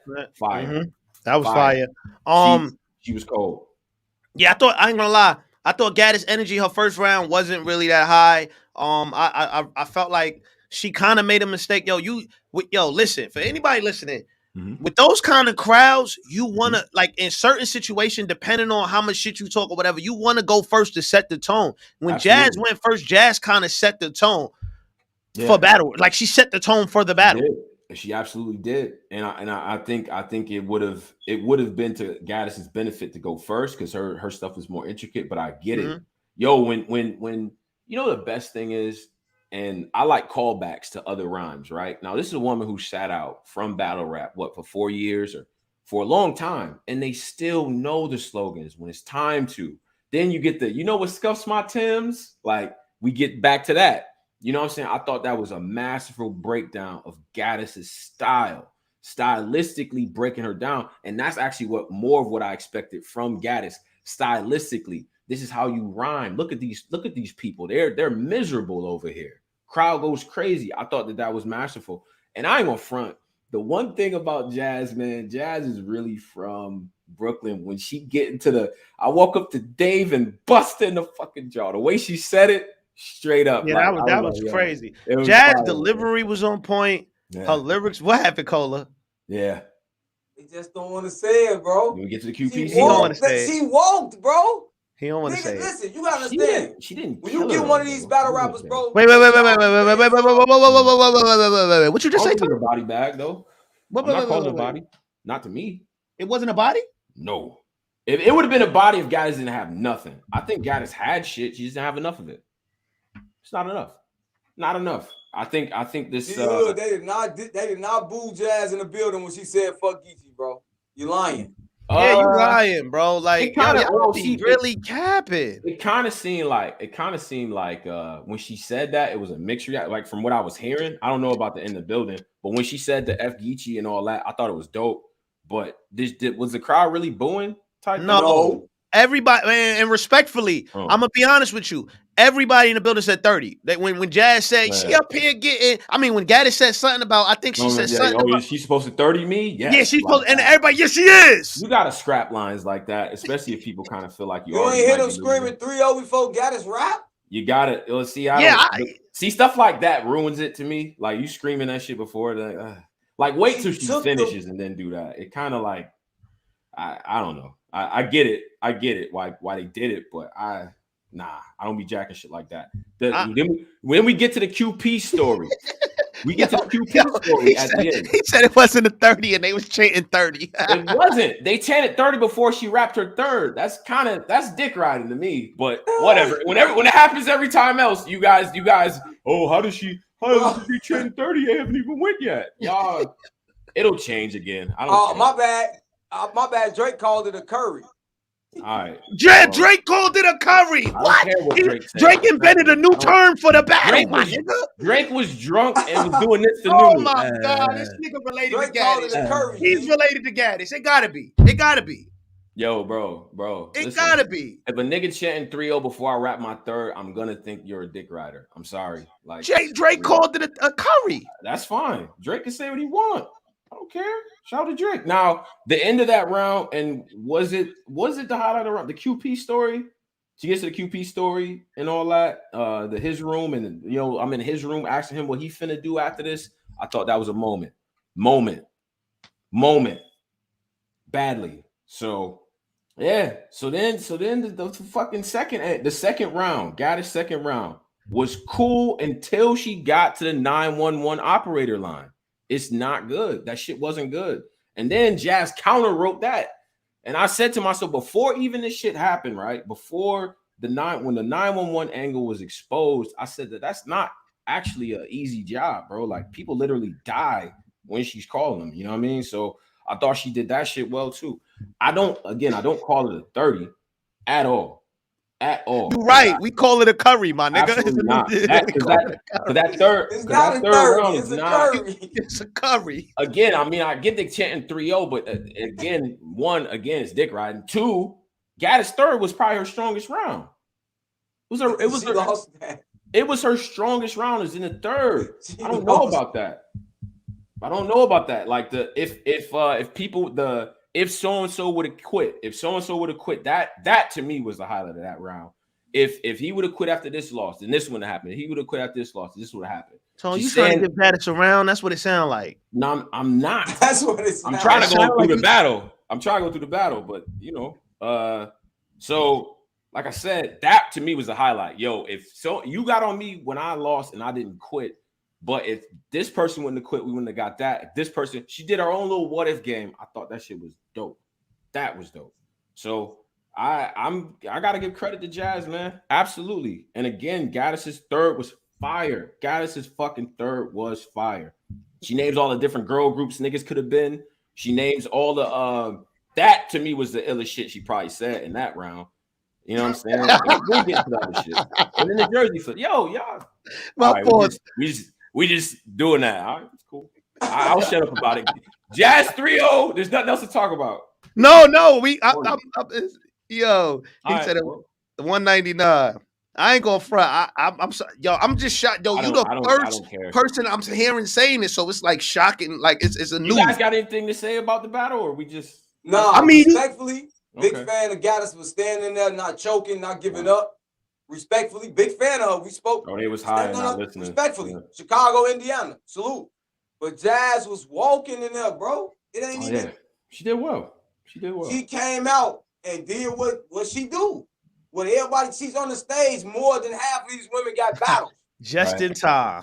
The idea that Gaddis was ass is cap though, and whoever Nobody said that. Nobody said. I'm saying it now, Cole. I don't care what you say. I'm saying it now. Well, we didn't say she was ass. Let's get the narrative right. It takes away from the Jazz victory. You don't want to say that Gaddis was whack. Gaddis actually was good. Jazz was better. Nobody said that. That's what we're telling you. It cheapens the win because you can't be like, okay, Jazz walked on her. Yeah, I'm gonna be honest with you, Tone. The only reason I'm not really going through my bars and everything is because I'm saving it for the radio show. That's why I'm not really giving an intricate like super breakdown. Yeah, me neither. But I got a lot of shit written down. Me neither.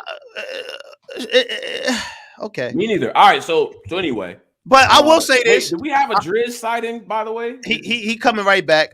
We're gonna get to the next battle. I will just say this. We got 600 plus in the live. Everybody hit the likes. Make sure you subscribe.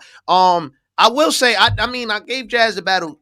I told Gaddis again, it probably might look different on camera, being at her third shit. Her energy did pick up. But Jazz was like at top level every round, my nigga. Like, but Polo, let's keep it 100. You know how? Listen, just imagine you ever seen a football team get blown out and then they score. Everybody cheering because they finally got something.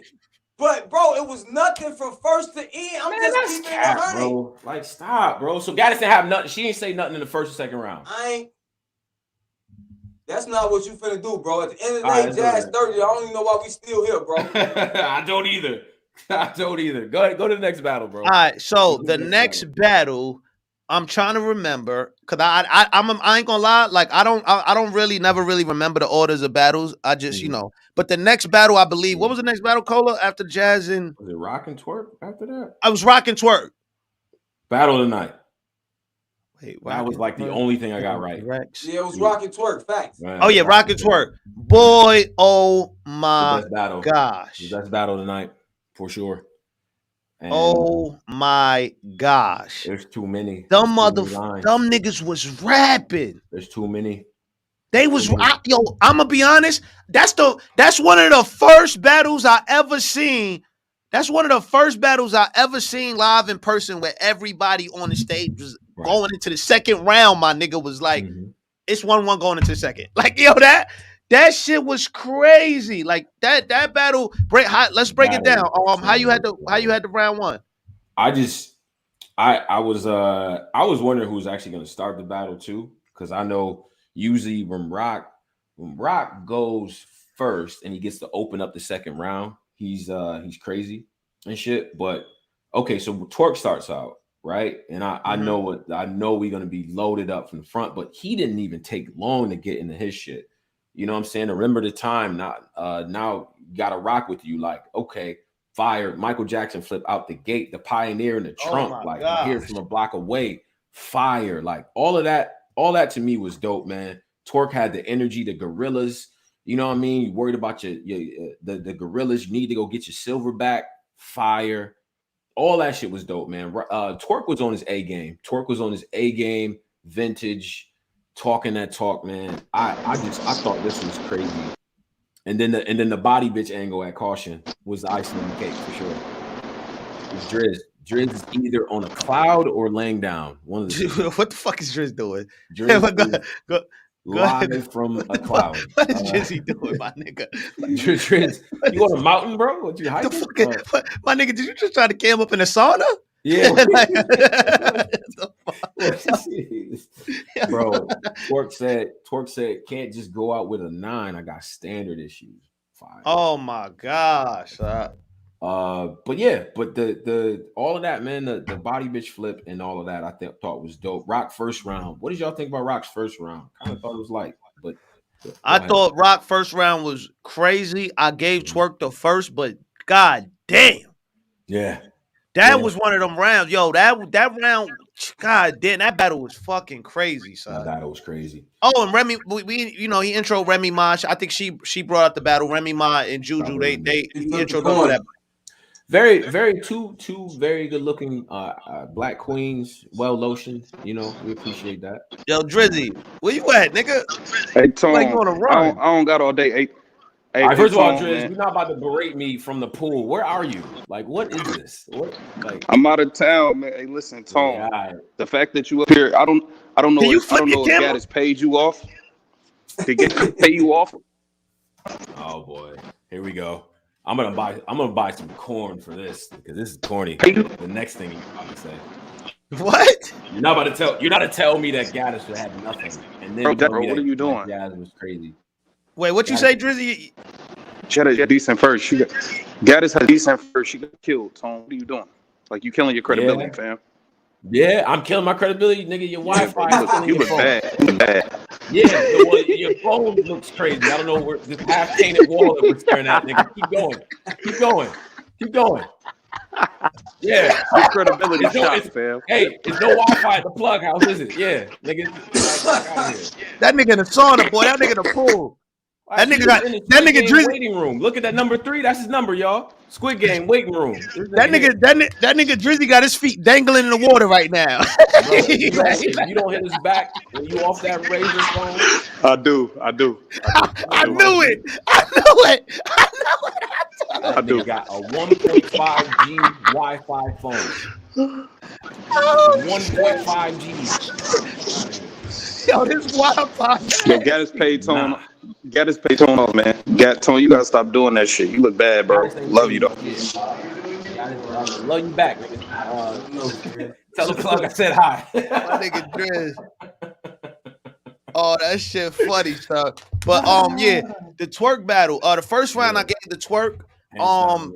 Tay-Rock. Second round, Tay-Rock is back, by the way.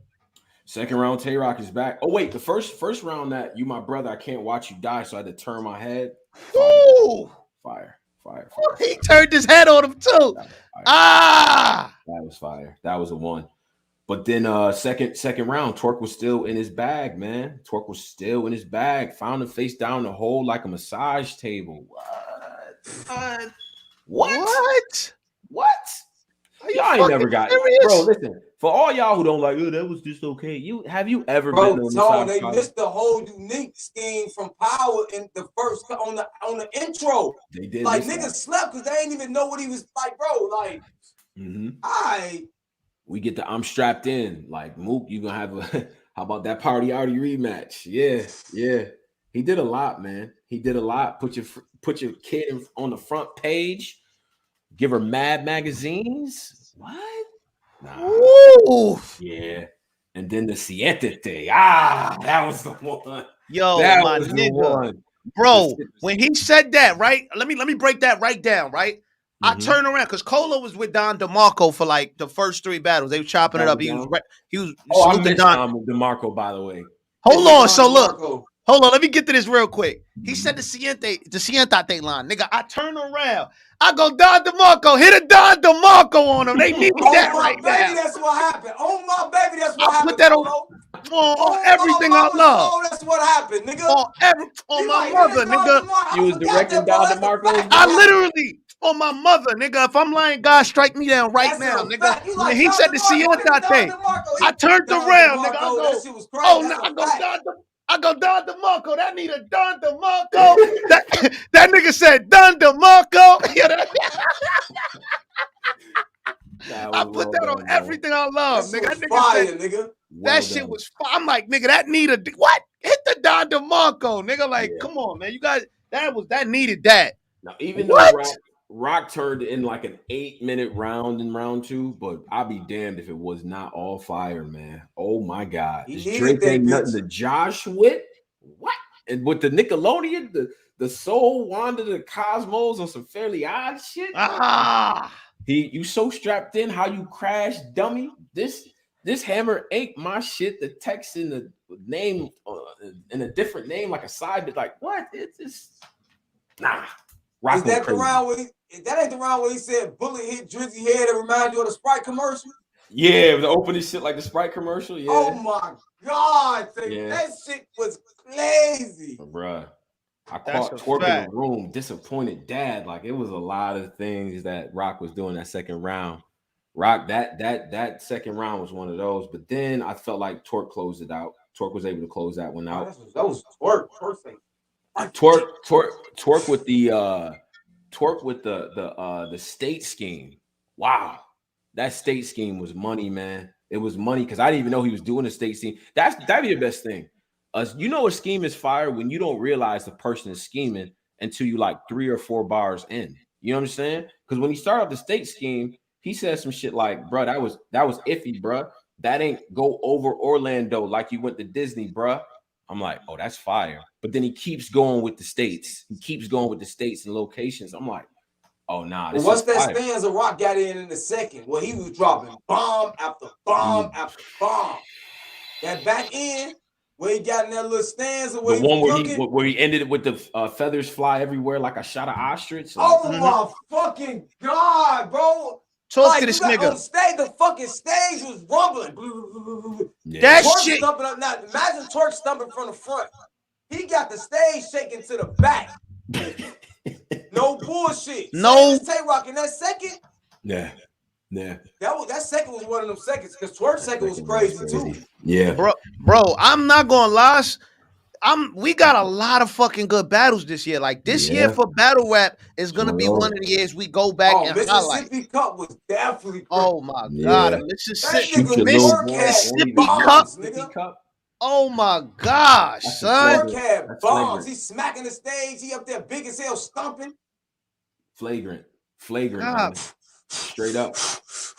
He up there doing all that shit. That nigga Twerk was up there electrified. No bullshit. I ain't gonna lie. That nigga, if we get that Twerk I told him, Twerk, this is what you supposed to be, bro.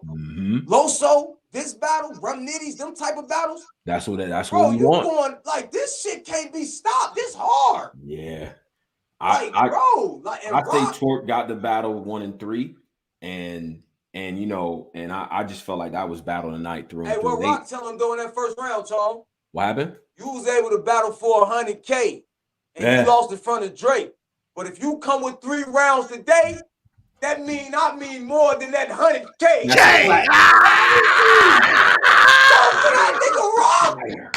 Fire. What? Fire. That was fucking crazy. Fire. That was crazy. That was crazy. Them brothers put on, bro. Rock going crazy. Them brothers that battle was crazy, bro. Them brothers put on, man. God damn, man. Like for real, man. Like, yo, listen, we definitely dropping the ball makers. This ball makers we dropping, we got to do 2 of these. Like 4, we usually just do 4, but we got to do 8. Like, it's too many. It's too many. We got to do a part 1, part 2, but this battle right here is battle rap. Like this is the example of battle rap. Like this right here is showcasing fucking battle. Like, and it had a crowd. Like that just made it so much better. Like it show you how much you miss crowds. Like how much crowds you miss. Good crowd. Hey, we seen it at the last closed room event that they had. Didn't have the energy because people ready to get back outside. You know what I'm saying? So I get it. But this battle was great through and through, and then we followed that up with Surf and Calicoe, right? Wait! I definitely want to salute. Wait! I definitely want to salute Anwar. You know what I mean? You got to salute Anwar. Definitely helping getting Twerk right. You definitely got to salute him, man. When you got good people in your life, it shows. Big and facts. It shows in everything. So, and if you've been following Twerk, you know the things that everything's been occurring. He always shouts out NY for keeping him grounded. So, and I watched NY with my own 2 eyes at the event. Like, nah, Twerk, come here. We got to go here. We got do exactly. Nope. Like, I watched. Not an easy job, bro. Not an easy job. Did he tell that nigga, if I lean with it, rock with it, smack, this will fuck up your franchise, boy? Like, Twerk was fucking. But listen, let me just say it. Salute Twerk too. Looked out for me and my boy Henny Man them yesterday. Salute Twerk, real nigga. But listen, beyond a battle, classic battle. But y'all know how this shit go. We gotta pick. And I had Twerk 2-1, first and third, in my opinion. But I ain't mad at nobody that had Rock, because Rock did his fucking thing. And I definitely finna say this about Tay-Rock.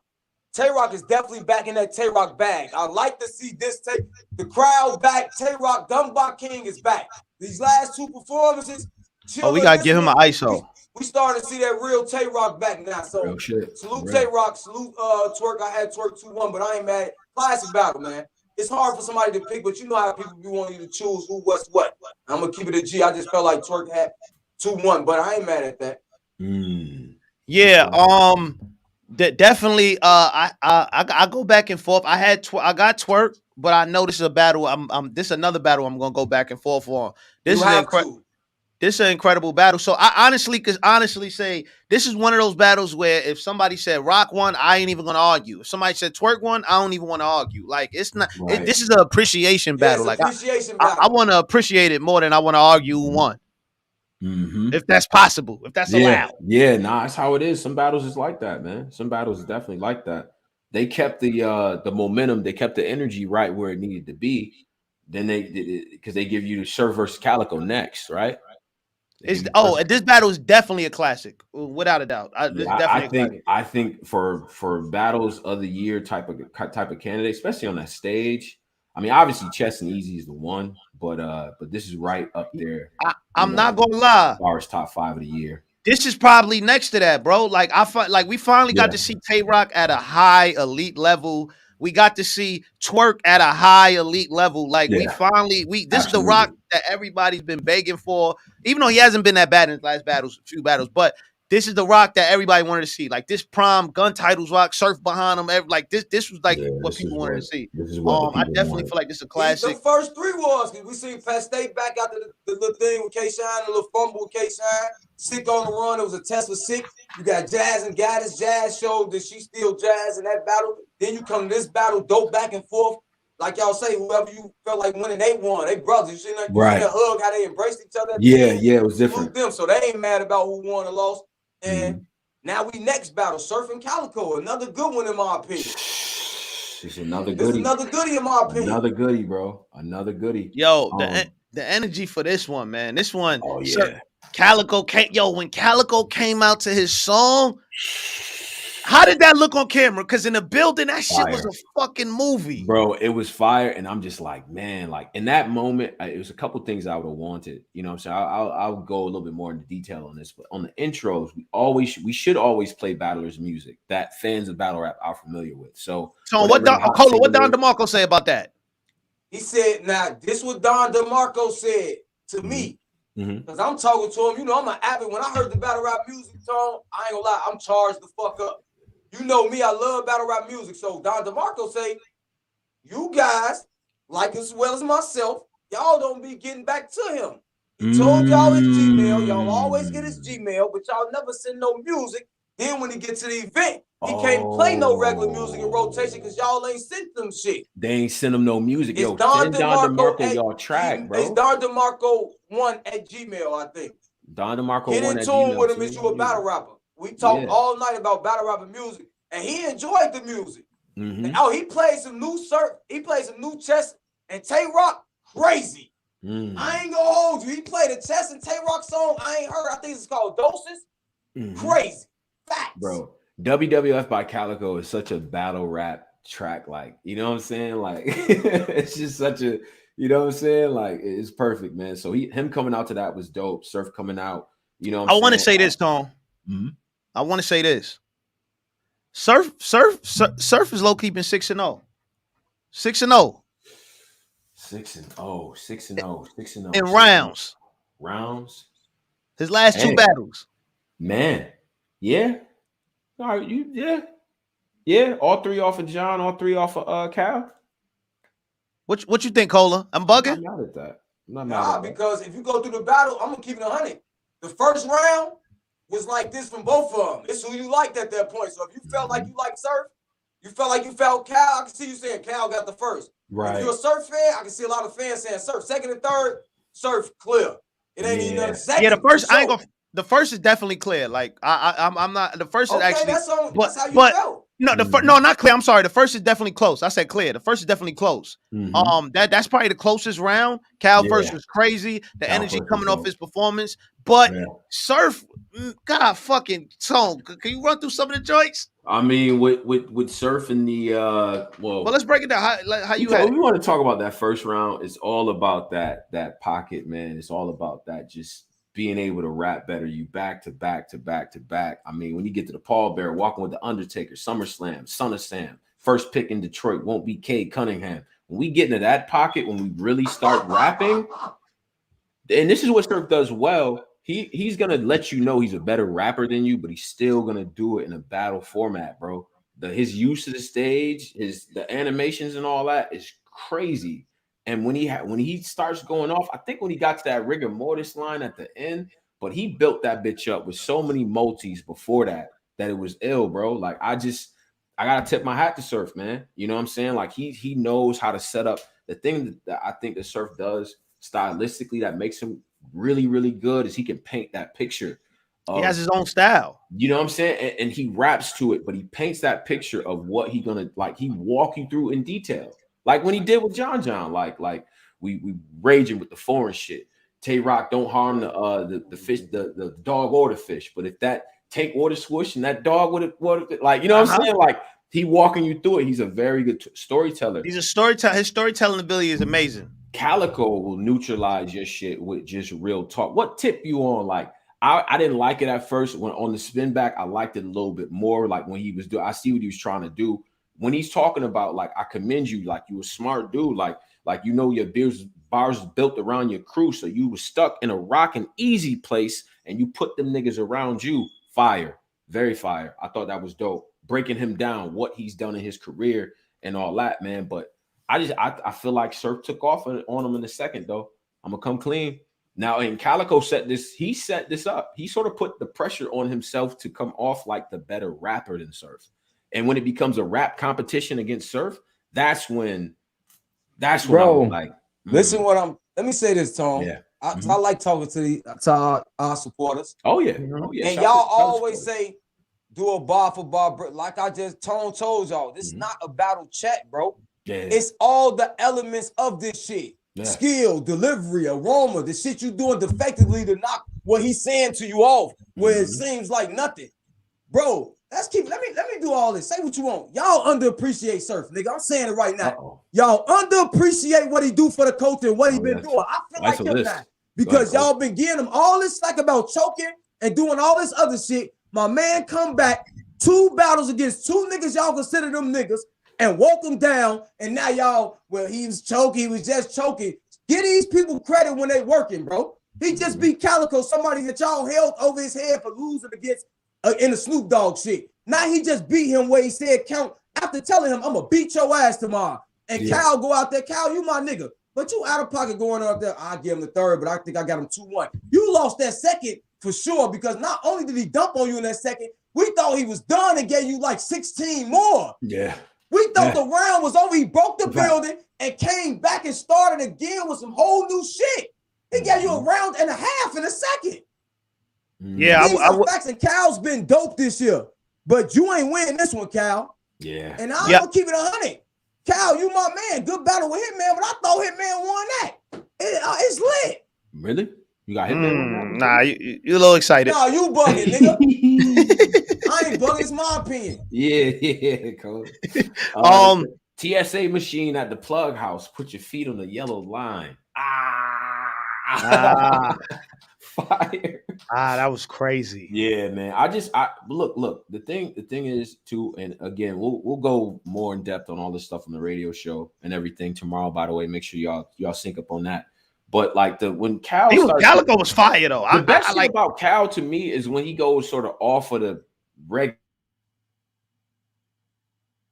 path. Like when he does I niggas be wiping their eyes, making sure they ain't dreaming of shit. Like when he started to paint them type of tales of where we done came from and how far we done moved, and that perspective, that's when I like Cal the most, bro. Because that's some real shit. Like this don't even like fuck this battle. I'm gonna tell y'all some real shit. Calicoe could do that. You see what I'm saying? Like the undisputed partner interruption, mini scheme with Stephen A. Smith, fire in that second round too. That was fire. I 30 them twice. Is that why he had 60 crit? The battle went over though. I chuckled a little bit. I'm like, okay. But I thought Calicoe had some shit in that second too. But again, man, Surf. The nickel scratched off like the gelato from Colorado. What? No code D's with the suitcase. Boy, I ain't trying to make no second debatable. He won a second clear. Bro, what? Surf won a second clear and the third. You seen Cal up there in the third with the mumble mouth. Bruh. Pray for our prayer. That's regular. Clips pro. Come on, Ray. And Cal been dope. And listen, let me relax. Yeah. That's my Midwest brethren. I just feel like, again, my brother Tsu Surf. Let me just break this down real quick before we finish this battle, Tom. Yeah, do your thing. From the spaces he been doing for all the up at EFM, us as well. He also helped the up-and-coming photographer get a camera, which we don't talk about enough. He's showing support outlets all in the way, and he's been performing as well as hosting on Caffeine, which they was complaining about. Now he's back outside kicking ass. Not to discredit Cal. It's just my emotion of, bro, give a nigga credit when it's due. Just like Jazz, I see us still going through, oh, they made it wrote it for you. Give people shit, because we know ain't nobody wrote shit. Give people their credit when it's due, man. No disrespect to Calicoe at all. His father, great dude. Salute Blackface. Salute Cal, the whole crew. No disrespect. Give Tsu Surf his credit, bro. I thought Surf was in his bag, bro. Surf was in his bag. All 3 rounds, Surf was in his bag, man. You know what I'm saying? Like we saw Tay cook Cal. We call it teriyaki. Get Twerk his credit. Get all these people that's back their credit, man. Absolutely, man. Absolutely. Calicoe in the third talking about, yo, I beat all the Crips. Like I beat, Gotti and this guy. Like you like the 5th cousin. Like ain't no love. You like the 5th cousin. That was dope. I felt like though that Cal kind of realized what direction that battle was taking. And he just kind of phoned in the third sort of at the end of it. Like he kind of phoned that third round in. To me, Calicoe isn't really known for winning them thirds like that anyway. So I was expecting, like, if he didn't get either one of them first two, like I don't know. Surf sometimes drops a third, and then Calicoe sometimes phones it in. Well, Surf had a third today. That's that kind of phoned in that third. He phoned that third in to me. Yeah, I probably say this is like a gentleman's 30. Because I ain't gonna front. I feel like Calicoe was fire though. But I just feel like Surf was just on another level. It's just level sometimes. Yeah, well, yeah. But Calicoe wanted to make it a who's a better rapper contest. And respectfully to Cal, I don't think that that's what people think of when they think of Calicoe. It's just him being this amazing rap. He's good on beat. He makes good music and all that other shit. But as far as him being a pen to pad like wordsmith or something like that, to me, that's not Cal's like special move. If you say, I think Surf talked about what's Cal's special move. Calicoe just makes you whatever you normally do to get over on people. It generally doesn't really work on him. He has a way of neutralizing what you have to say up there. Then with the street talk, then he's a great storyteller as well with the great delivery. But Surf was able to get past all of that. You know what I'm saying? And I think he did a lot of that with delivery and performance, man. That was again another masterclass in battling. And both guys had some shit, bro. Gentleman's 30. Gentleman's. Yeah, I gotta say it's a gentleman's 30. I'm definitely I could possibly feeling like how I'm feeling. I thought y'all was that's what I'm saying. I thought I was with you. I'm right there. No, but when I say a gentleman's, it definitely was. But I don't think Calicoe got. Nah, he didn't. Nah, he didn't get washed. Don't get me wrong. He just caught Surf on a revenge. He just caught it already. It's just levels. Yeah. Like, nigga beat you up, nigga. You fighting way harder the second time. It's a difference between somebody. Like I feel like Calicoe had. Like I feel like if this was like if it's basketball, Surf put up a 60-point game, but Calicoe had a 28, 6 and 3. He still had some stats, but Surf still had some stats. Still a good Surf game. still had a 60-point game. most people are gonna lose to what Calicoe was saying, especially in the first and in the second round, I think. But yeah, But it's it's not a difference debatable though. It's between, just definitely like when I not was saying when I was He was judging, on his it's a will and difference shit, but between he lost. Yeah, he lost. somebody losing a battle versus somebody winning a battle.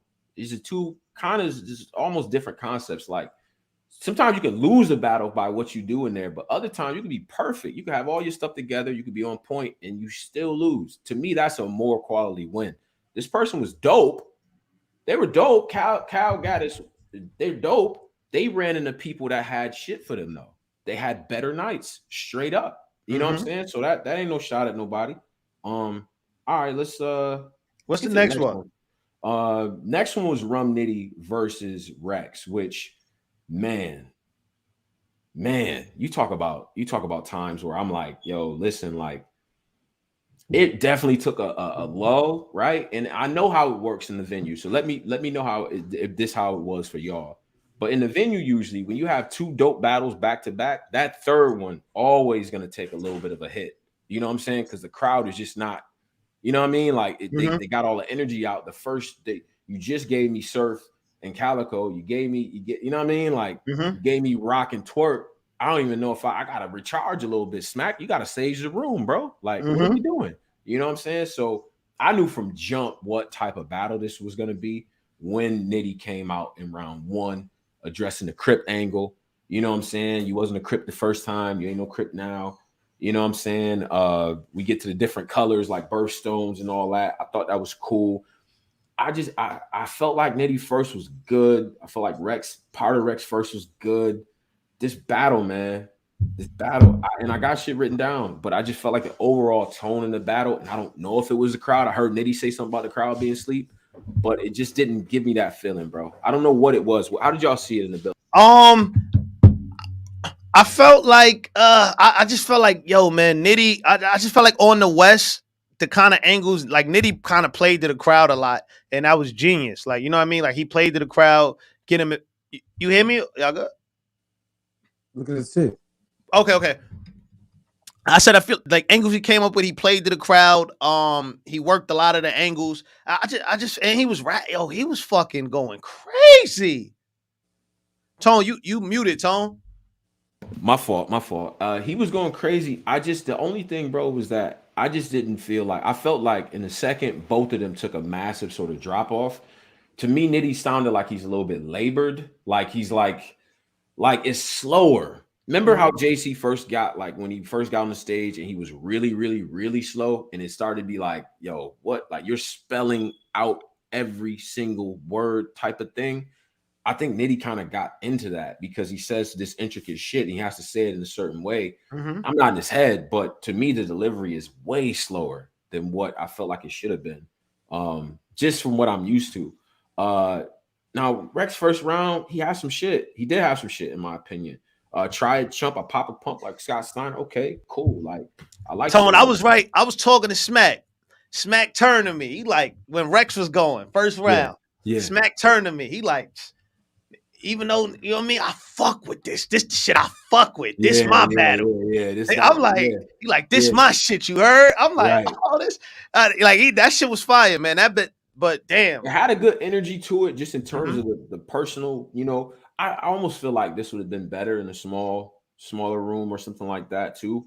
There was a lot of like, because it's LA. You know what I'm saying? Nitty is who he is. Rex is who he is, and it was a lot of like even me watching it on the screen, I'm like, it's hella politics in that room right now. You know what I'm saying? Like that's how I felt watching it. That might not have been the case, but it's like, you know, you hear the little side comments, people talking during the battle on one side, other side, we stacking left and right. Okay, cool. Y'all can have that. But I don't know if that was where everyone was at with that battle. You know what I'm saying?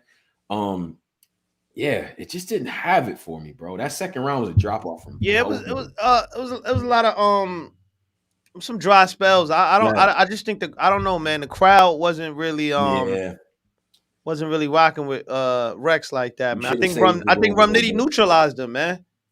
He get up there, but I can't even say that. Usually Rum Nitty is too much, but I never felt like Rex was being just punished in there at all. I didn't get that feeling, bro. I felt like it was times when Nitty was getting mad because he felt like certain things should have got more of a reaction. And by the third round from both of them, it was like, all right, bro, let's get the fuck off the stage. Let's complete the assignment and let's go. Because this is not getting the type of reaction we all thought it was going to get. Nitty in the third round saw that video of you and Veg. I was like, what the F did I watch? Lee Harvey Oswald, suspect shot, fire. That's very fire. And normally that would get a just massive whatever, like, but that got a mild cheer. So I think once Nitty saw that too in the third, he's like, all right, cuz, let me just finish that. You know what I mean? Underwhelming battle, bro. Very, very underwhelming battle. And it's rare too, because both of these guys usually have really good entertaining battles we can rewatch. So I don't think it was underwhelming for Nitty. Like, it was a really good Nitty though. I really, you didn't like the Nitty? You thought it was good? Oh, yeah. I don't know, man. Maybe I got to spin the block again, but man, they was dragging me in the second, brother. Both of them. Let me go, because I see y'all want to talk to each other. Let me get in here. Yeah, Cola, go ahead, bro. What you got? Let's keep it 100. Don't big screen me, nigga. Let me talk to the people. Listen, let me get in here and say what I'm gonna say. Rum Nitty, he didn't put a hex on the people because he's so good now. Damn near anything he say halfway, you gonna fuck with it because your level of what he say is already out of your mind. Right.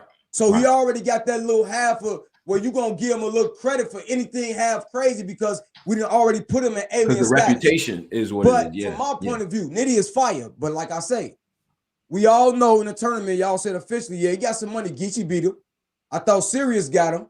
I thought before then, when he was battling Don and C3 them, he was okay. Right. Even though he got through the tournament and this battle, yeah, he was all right. But like I said, the hex of him being so good, I don't think Nitty working as hard. That's just my opinion. I could be wrong. Right. But like you said, it's starting to get slower to a point when if Rex have a little bit of anything, Rex could damn near probably clip him. But the battle really wasn't good, G, and I ain't gonna act like it was, and I was on stage for it. It was. I didn't think Nitty was over crazy, and Rex wasn't good. But is it the fact that when you're watching the pay-per-view, you just saw Calicoe and Surf tear it down, you just saw Twerk and Rock tear it down, and then you get Rex and Nitty. You know what I'm saying? Like you are subconsciously you have to be comparing them to everything else that you just watched. And if I'm doing that, it like damn near the other 6 guys that were on the stage did better than those 2. So I think that was part of it as well. You know what I'm saying? I sort of sensed that watching it live. Again, spin the block, maybe it's different, but you know. So like I say, maybe it's the allure of what he's been doing, and you just know it's gonna be there, so it's be. But like I said, Rex, he was good versus Easy, but Rex is usually good against people that's in that pocket of what he do. Yeah. Absolutely. Like, yeah, he may catch a verb here and there, but for the most part, he's best against those, G-Soldier type niggas, the ones who talk the math offers, the ones that's kind of bully talk, street talk with him. Right. And he get those type of super punches like Conceited. Them battles look a little like that. You know what I'm saying? Even though it's usually. But I thought Conceited got him. And you know, Jay Cruz at this point about Nitty has to fly at this point. Yeah, I get what you're saying. Yeah, no, but listen, let me give you this of your own consistency. You can't. What you got to understand, what happened is with all these events being on the West Coast, people like Lux, people like what Rex just went through last night is what Averb went through with Clips and what Hitman went through versus Cortez. See, everybody want to say the crowd being biased, but we got to remember. When Lux choked the crowd, didn't say nothing. That's true. These people was at home and they big dogs. Regardless if we feel his fire, they gonna go crazy for Nitty because at home, he's a big dog. Same thing that just happened to Lux. Not only was Geechi good, he's a big dog where he from. Just like Lux told Calicoe when hey, Terranio, you don't know who terrain you on. Yeah, it was Geechi turn to show Lux, I'm the power. Right. So we're going to get to that battle, but that's just what I'm saying. In them 2 battles, the tide changed for Rex because Rex is able to steal a crowd. He wasn't able to really do that. The first stands in that first round, after that, downhill. Same as Lux. His first round, after that, downhill. You messing with 2 guys from the West, bro. And you got Diaz up there active. Every crip that damn near can fit in a building in there. Them people was shot. And them people had decent enough material.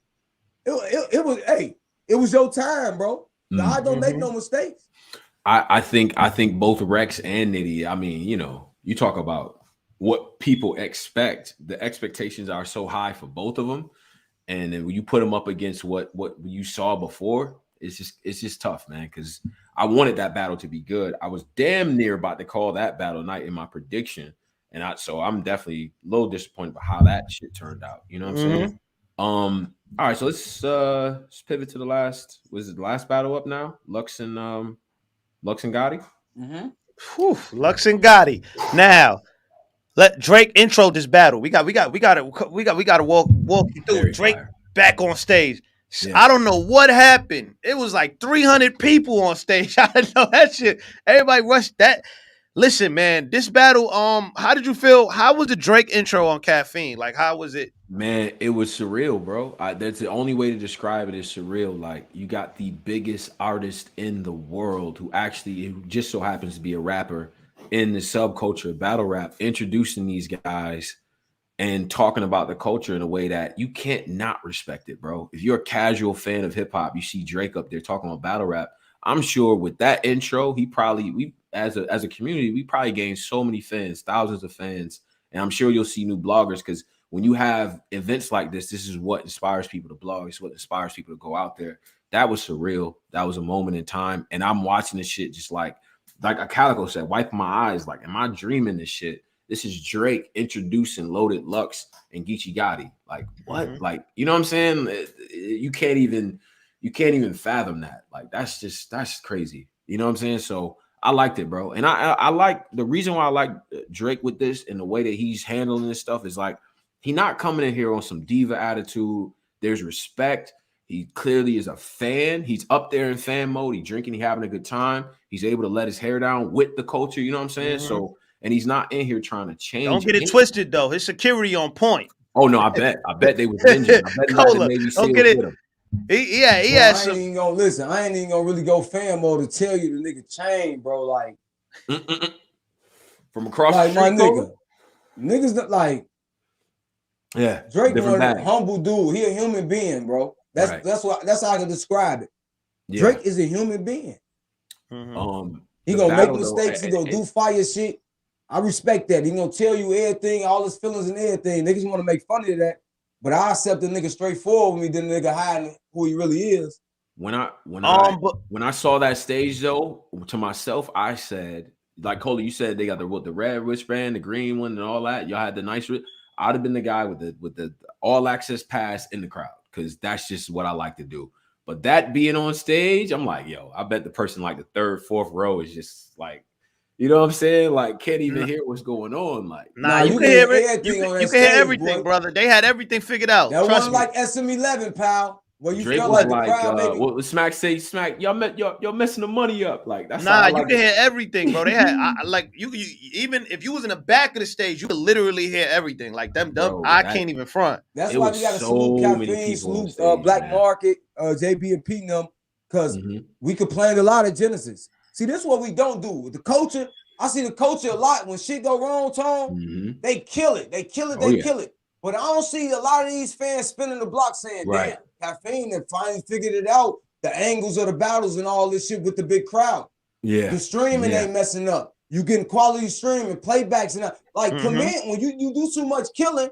Let's commend them now because they didn't gave us even with how they on the Hollywood set. Y'all complaining about a lot of stuff. They just was in a big venue in Houston. They just was in a nice venue, Thunder Studios, where they do a lot in Cali. Give these people their credit, fans, culture. Let's stop playing. Give these battle rappers who doing work and everybody that's in the culture league owners they credit. Real shit. Before we break this down, I'm gonna say just flat out, I have to watch this battle over. I have to watch it over. I've already watched it twice. I have to watch it over. The first watch is kind of choppy for me, so I didn't really. You gotta watch what over? Yeah, I'm lost. So why you gotta watch it over? The Lux Gotti shit. The first time I watched it was a little bit choppy. Second time I just was watching it to see who I had winning. Like I usually try to transcribe everything on the second one, and I'm only like this far into it. That's like the second round, so. Like I don't have. Oh, I see. He's saying he got to rewatch it for like transcribable. Yeah, for likes. Oh yeah, that's it. But what I'm gonna say too, man, is I thought Geechi Gotti from round one, from the word go, was in his bag, man. Hold on, but yeah, I just felt like Geechi Gotti. I felt like he just set the tone, man. I felt like Lux did the wrong approach. Like I felt like you can't talk down to like a Geechi. Like you can't do that. Like you got to kind of battle him as if he's your equal, like as if you battling a Mook or something. Especially in LA, like that's his backyard. You kind of got to give him that respect factor. What happened, Cola? We not letting Lux weasel out of this one. No. Y'all not doing it. Y'all not doing it. Okay. No. What are we I see the narrative now. Everybody, y'all, we not letting Lux weasel out of this one. All that. Let's watch it back. Let's. Oh yeah. Let's see what he was saying. Let's really pay attention. This the only nigga y'all to know. Gotti was in there. Gotti caught him like Clips caught Averb. He was in there, had him in his crowd. What you say, Polo? A steel cage match, and beat his head in. And went and partied after with 100 of the guys in there banging. Camera, yeah. Oh yeah, we talk about that at the paid radio show and all that. But hold on.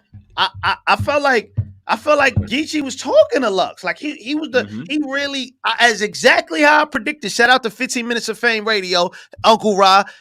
Right before we got inside, ran down on us. We did the prediction. I said exactly what was gonna happen. Like I felt like Geechi was gonna talk to him. He was gonna talk to him in a way that Lux ain't never been talked to before, and he kind of did that. And Ray, and a real gangster not trying to hear all that positive shit. That shit ain't effective to them niggas who real banging. You heard Big T? I know y'all with that positive shit, but me, I'm with the total opposite. That's Geechi. He ain't trying. All that brother polite shit ain't working on Geechi. You know where I'm from. Nutty Block, Crip Street. What's up, nigga? All that saving me. I've been lost. I've been out here because this is a product of my environment where I'm lost. Just like you running around with them bloods. Didn't Geechi point that out? You run around with bees, buddy, over there with the big blood flag. So come on, Lux. You hypocrite. How you for all this positivity, but your man Big Bremen. Come on, my nigga. Let's keep it real. Y'all talking about somebody that's talking about positive shit, but his man of blood, and he threw his flag all up. Now, what if they ran across the stage and whooped him? And whooped Come on, Lux. How you with positivity, crowd? Y'all gotta stop this shit. That's a fact. Y'all watch the battle. That man had a blood with him, and Geechi attacked that. So don't say this he was talking positive when he went all negative, niggas. Right. Come on, man. Y'all crazy, man. I think that the first complete watch that I had, I left the battle saying I like underwhelmed. I'm not saying he was good. First time I watched it, I didn't like it. I was like, I didn't appreciate the battle until I actually zoned in and really watched it without the stream and shit being kind of choppy and all that. But I felt like out the gate, only my bitch can call me handsome. I'm laughing out the gate. You know what I mean? They got you in the hospital, decided not to pull the plug. That's a conscious decision. Like fire, bro. Like out the gate. I felt like he was good, man. And again, this is another one of these battles where I'm gonna be honest with y'all. When I'm watching pay-per-views and streams and shit at home, like the crowd, it means something to me, but it means less and less as the night goes on. Right? We get to battle. We get to the last battle of the night, 8 hours. You know, like it's a whole work. Niggas want tired in there. Niggas want tired. Nah, they wasn't tired in there, bro. Well, I'm trying. I'm letting you. No, sir. I just want to finish my point. You had to be there. That's one of them. I want to finish my point though. About their feet. Okay. All right. So my point is, if I'm watching at home, I'm less and less in tune to whatever the crowd is doing because it's restless. It's a lot of shit going on. At the end of the night, I care less about that. Once I'm like, all right, let me zone in and actually listen to what's being said. Both of them niggas was saying shit. I seen some narratives saying that this battle really wasn't that. It was actually pretty good to me, substance-wise. Now, first round, Gotti went crazy. Like Gotti was good in the first round. The Luxor flip, like the casino, they gonna watch me kill Luxor. Tell me where the money at. Fire. Like that was dope. The shell stuck in his head, like literally locked and loaded. Dope. Now the bars of that first round were directed at Nunu. The leg shot, now his knees don't match the body like Nunu nails. Then the Beasley line, like the ball heads in the stomach ain't Beasley, baby. Those are the biggest lines of that first round. If I'm lying, let me know. If I'm capping, let me know. And bro, why we always listen? Let me know. Don't the vets got this thing where they always try to act like wherever they go, they got crowd control. So why would a nigga can't get crowd control and we think people ain't receptive? We got to listen to it again. If you that nigga like you supposed to, you should be able to gain crowd control. Clips done it. DNA, a lot of people have flipped the crowds where the crowd start being in tune with what they saying. But somehow when Lux never gets the crowd, I think he was saying something. They just won. No, what a crowd control of him being a legend at. Okay. Niggas talking. I heard T-Rex talk about stealing crowds. Goods talk about stealing crowds. Head Ice talk about stealing crowds. Why Lux, if he this great, couldn't steal that crowd in the West? If he known all over the world, this is a worldwide known sport at this moment. Lux been around 20-some years.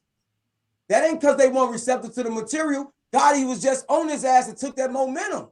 Let's keep it real. If you want to argue any battle you want to, this is the first time you clearly seen, besides Mook, if y'all want to say in the recent, that Lux been clipped.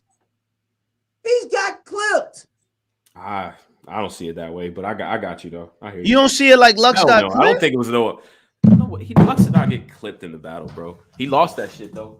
Bro, I thought he lost, but I think he clip, lost, trip, slip. One point. There's no like. Bro, if Tone, you can lose by 1 point. I'm gonna say you got your ass beat. That's just how we Chicago shit. It's not literal. It's not personal. 1 point, you can say nigga. You could block a nigga eye. He bust your nose. Wait. So you feel like it'll be closer on a rewatch? Is what you trying to say? Like you could argue for Lux winning? What? No, I didn't say that. No, I'm asking you. Do you think? No, I didn't say that. I said I don't think Lux won the battle. I don't think it was the crazy margin like that either. Like I actually like Lux's first round a lot, especially y'all ain't talking about the slip ups he had and shit. Yeah, he choked.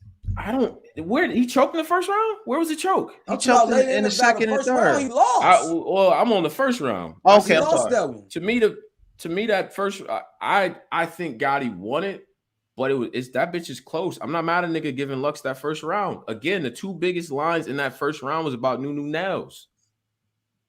That's just it. It's a current event bar though. Like those are the biggest rounds of that shit. Now Lux, the shit that he was talking, his biggest lines was the casino untouchable Goodfellas scheme that he had. Then the Sharif shit, taking niggas footballs and all that. Then the fucking it's crickets when a nigga trying to act fly. That's how bugged out the locust. I don't even think people were catching shit like that's the other thing. It makes Lux fans seem very arrogant, but I seriously don't think last battle of the night that you're gonna catch, it's crickets when a nigga trying to act fly and bug out. That's how, shit and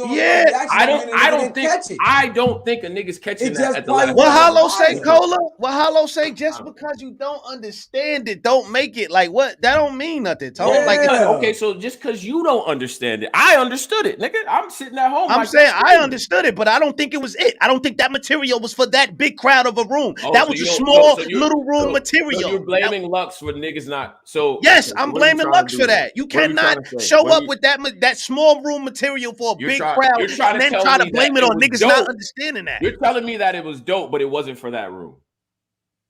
I'm saying that material could have been dope for that room, but unfortunately, it wasn't dope for the environment it was in. It was not. It wasn't. You answered. I'm going to repeat my question. You said, and I'm going to say the same answer. But it wasn't. No. You're not, because that doesn't answer the question. You said it was dope, but it doesn't work in that room. I'm saying that if I would have heard it in a smaller room, maybe he would have been delivering it a little bit more comfortable. Maybe he would have been a little bit more in his element to make me believe it more. But because it was in a big room, it wasn't good. Like he was off. It wasn't good. He was off. Oh, man. He was off. I'm sorry. I'm from New York. So much excuses. I'm from New York. Somebody in the comments, help me. Your first requirement is I don't understand that. He should have adapted. He was off. Wait, hold on. Cola, go ahead. I see what you just said what Cola just said. I just said he was off. When we get to these, say what you saying, Cola. When we get to these battle rappers that we deem Mount Rushmore niggas and all this, one of the skills is being able to adapt anywhere you at. Like I say, he told Terranio, you don't know what Terranio, that means he been around. You got to know you going west. Mm-hmm.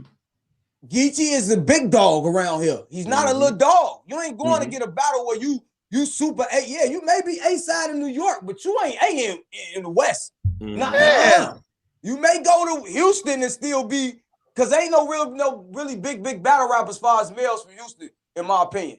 So you guys, you're not going to Cali, Los Angeles, Long Beach, and beating no Geechi, a nigga that's on fire. So Cola, are you telling me that this same battle with the very same material in Harlem, the battle outcome looks different? You telling me the battle outcome would have been different because the New York fans and the Lux would have had more of the power to a point. Geechi shit still would have hit, but what y'all do with Lux, bro? Y'all pacify this man so much. Every battle it's him. It's him. Y'all so he would have won the battle. So just so y'all always say, bro, y'all don't do this. Go back on camera. Won the battle in Harlem. He's choking all over the battle. He would have won the same battle in Harlem with that same material. But since he was in LA, he doesn't win that. That ain't what I said. Same material. I don't know what you said. That ain't what I said. That's what I literally asked. So I asked you, based on the fact that I told you at the end of the day, I'm not doing a hyperbole and hypothesis. It's not a hypothesis. It was in the West. Bro, it's a very easy question. Y'all said it. Y'all said that wasn't the material for that setting on that coast in that room. I'm asking you, so you take that bitch to Harlem, you think with that same material that Lux wins that battle? I'm asking you that. I don't think he does. I think he fucking lost. I mean, well, guess what? I can't. I don't. Saying that? That's what I'm saying is, I guarantee you. What I'm saying, let me make my point. What I'm saying is, to the point where you saying the crowd may not get it, I guarantee you the crowd would have acted like they got it in New York when it wasn't that fire, and that's what you niggas do over there. I think that takes away. I think that's what you Lux fans do by saying that Lux wins that same battle in the same material. We didn't say that. I think by saying something like that, you're taking away credit from Gotti. I think in Harlem, in New York, in St. Louis, whatever the fuck, Gotti still wins that battle. That's what I think. That's what I'm saying. And this is Lux. What I'm saying is this is Lux clear. I don't care what you debate. We know Mook beat him. Besides the new guys, if you want to say A-Verb, go back and forth when I think A-Verb got him. People think Lux won. This is the first one we ain't debating for sure on you all. We not debating this one. Ain't no debate. Geechi won this battle. I think Jay Black, if you still watching, get that man his money. Don't even have a show. Don't hold it. Nah, we gotta have a show. Get that man his money. We ain't doing that. What are you talking about? Because in the previous years, we all got on this joint and we said what we said, and then we get in the room with all them other great minds. And you just told me the judges had him 3-1 over Nitty. Yep. For the money. Yep. So he won the money. Nigga talking about, son. He just beat Loaded Lux. Wait, hold on. Polo, you was there, nigga. We had a whole list of shit written down, our 20, before we got in that room. We walked in that room and was like, what? Like, and you with all the other top. That's a fact. So I'm just saying, you still gotta have a show. I felt like Gotti won the battle. If you want to look at y'all. And it's very, very to me, that bitch is clear. To me, it's clear, but I'm not about to look. I see all the West Coast in here, and everybody's making this a personal thing. I don't give a fuck. I didn't write none of these niggas rhymes. I don't care. I think Gotti won the battle going away though. Like I think you could make a case for Lux in round maybe 1, maybe, but I don't know. I think I even like round 2 when Gotti was talking about my era is the reason why it's a multi-million-dollar business. That angle has not been said to niggas like Lux and them before, in my opinion. That's what not as effective. But that's kind of not true though. If I want to break it down, is that not true though? Yeah, some people saying that was cap. They were saying that's not true because they like, well, all them deals don't happen unless Lux and them do what they did. So, bro, listen, let's keep it 100. And that was the main angle. Let's get this shit all the way. By the way, let me give you my opinion. I ain't gonna say I know. When the money went up, is when I heard Mook saying he not coming back until he get that bread and he battled Iron Solomon. And once he battled Iron Solomon, I don't know what he got, but that solidified he must have got what he's supposed to get. And next thing I know, Hitman want 30, everybody want 30. That's when niggas exploded. Yeah. Because listen, right after that, shortly they did bars over names. Niggas was begging too much.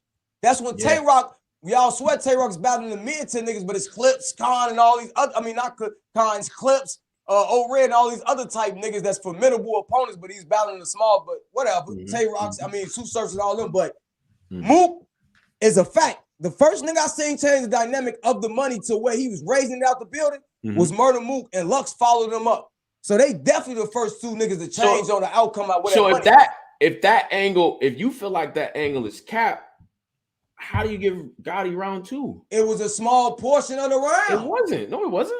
That was a big part of the round about his era versus Lux era. That was a big part of that round. But at the same time, you think it's capped? But listen, I didn't think it was capped at all. I liked it.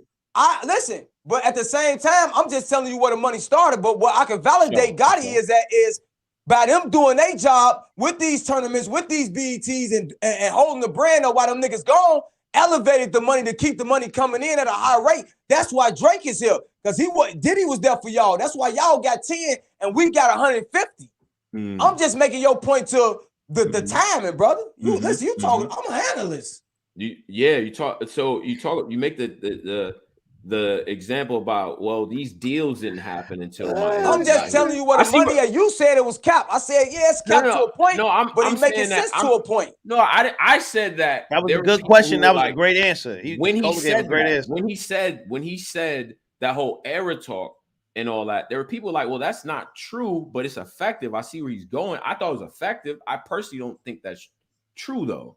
So, but if you're the type of person that's like, well, does it have to be true to be effective, or whatever the case it might be? If you're a person that's like, well, that's cap, that was a big part of that second round. So I don't see. No, when I'm saying like that part, but listen, to the point where it's like that. At the same time, I just explained it to you by saying if it's capped, it can be capped and considered valid as well, because from their standpoint, right, they help keep it going. But the first niggas who elevated the money to start sending it here. And who I seen was Mook and Lux. Yo, wait, hold on, wait, real quick. I got my guy Surf. He just pulled up in here. We're gonna get Surf on. Okay. We gonna hold on real quick. All right, I see the homie Surf. Wait, is Cam not on? Yo, Surf, you got your cam. Hold on, we can get his cam on. Yeah. As soon as you get his cam right and stuff like that. Go ahead, but this is a great convo. Yeah. So what validated back is, like I say. Now, and then think about this, bro. We keep talking about this new era, but Tay-Rock is still here. Tsu Surf is still here. These A-Vert and them still, these niggas still here as well. Exactly. So you can say that, but but listen, but the Easies, the Geechis, them niggas, the T-Tops, the Brizzes, them niggas that came in and elevated the value as well by doing their job that's been set. So you can say it's capped, but as well as validated as well. So you can try to wiggle it and say that's what make it effective. If you really thinking about it, it can throw you off. But I'm just telling you where the origin started, so they both got a point. Exactly. And I only saw, that was the only thing I saw about the battle I thought was interesting, was like, well, you know, if the main point that you're making, if you don't believe that point, or if you feel like that shit is capped, then how do you grade the battle? But at the same time, bro, regardless, but Tone, at the same time, we in a sport where it's creativity. Sometimes that's why, as a metaphor, send you somewhere like a movie. A movie ain't gonna tell you everything. Sometimes the scene goes to the next where you got to fill in the blanks. Just common sense. That's why they say common sense. You got to have common sense to know this is what's going on, or you got to be in the history of battle rap to know the blogs and everything. See, a lot of shit go same shit like Method Man with Ryder versus Mike P. If he know what Ryder talking about, Mike P loses that battle. Mm-hmm. But the fact that he don't, and a lot of fans don't, they watch what they watch. Unfortunately, we watch everything, but at the same time, he got a point with what he was saying, and it hit hard because Geechi, like I say, 175,000 battle DNA for the bread on BET, running through the man been putting on, and he bringing value from the West because just like shout out Wing and the Breakdown Crew said, he's one of the first of our kind street. No disrespect to Disaster. No disrespect to Daylight. The Daylight a different type of rapper. Not saying, but Gotti, it's on the forefront. And when Gotti walk, the West walk. I seen the tone. When that nigga walk, them niggas marching with him like this our king, and we following him until he fall off this bitch. And that's what every region need to be doing. Hey, they ain't got no problem with saying Gotti New York is king. when New York was doing that, it was Tone. When New York was doing that, we was getting killed. It was a problem, right, Polo? It was a problem, right? Killed. Midwest, we hold our kings was up. like, yo, we salute him, man, A-Bird and Cows and stuff like that. Hey, listen, look how it but everybody else was killing us. Everybody else get the squad up though. Everybody else get to like this. Yeah, now the West. I'm like, I'm in that shit like, damn, this is beautiful. Like niggas, like that niggas was in harmony. I'm like, damn. You know what I'm saying? But I don't mind the West rooting for their own like that. I just find it It's interesting. fire. I like it. When it was like that on the East, it was man. like, man, y'all biased. Y'all go right them regardless. Like we supposed to, nigga. Like that's how people over here felt. But then people shied away from that after all the criticism. And now look at the West. Like they riding for their guys, which I respect. But because we did it. Look at Caliber. Shut up, nigga. You ain't even from there. You from Florida. Shut up. Man, y'all listen, bro. At the end of the day, I told you Polo this. Man, you fans can say whatever. I'm outside. I'm about to coach. I'm in the coach. Y'all gonna say all that at home. Come holler at, shout out my boy Battle Rap God, 2 EFM, man. Great time on stage. Dope moments, man. Y'all niggas need to come outside. Y'all just at the crib. Y'all want to be mad at the culture and hate on everybody. I'm saluting everybody in this culture, African-American working, nigga. Bottom line. Surf, Vixens, them, the Jazzes, the 40s, the Tay-Rocks, the nigga, if you have black, the EKs, we salute everybody got some African-American in them, nigga. Bottom line. EK, call it what you want. We getting money. And smacking them to open up an outlet, so I'm gonna salute that every time. Call me whatever, compromise, you URL, whatever, nigga. I don't care, because they treat me right. Call it what you want. It's about respect. When business come, it's about respect and showing respect. That's it. Right. Call me what you want, nigga. We getting money around here, and it's y'all, all y'all bloggers as well, nigga. Hold y'all head up high and let's start doing this shit right. Man, listen, man. That battle to me is clear, but you know, again, because of the reasons I just said, I don't call it a body because of that. Hold on, let me get Surf, man. What's Surf? You there? Tsu Surf. What up, Surf? That's crazy, yo. You got my shit blocked, yo. You crazy, son. Yeah, I'm here.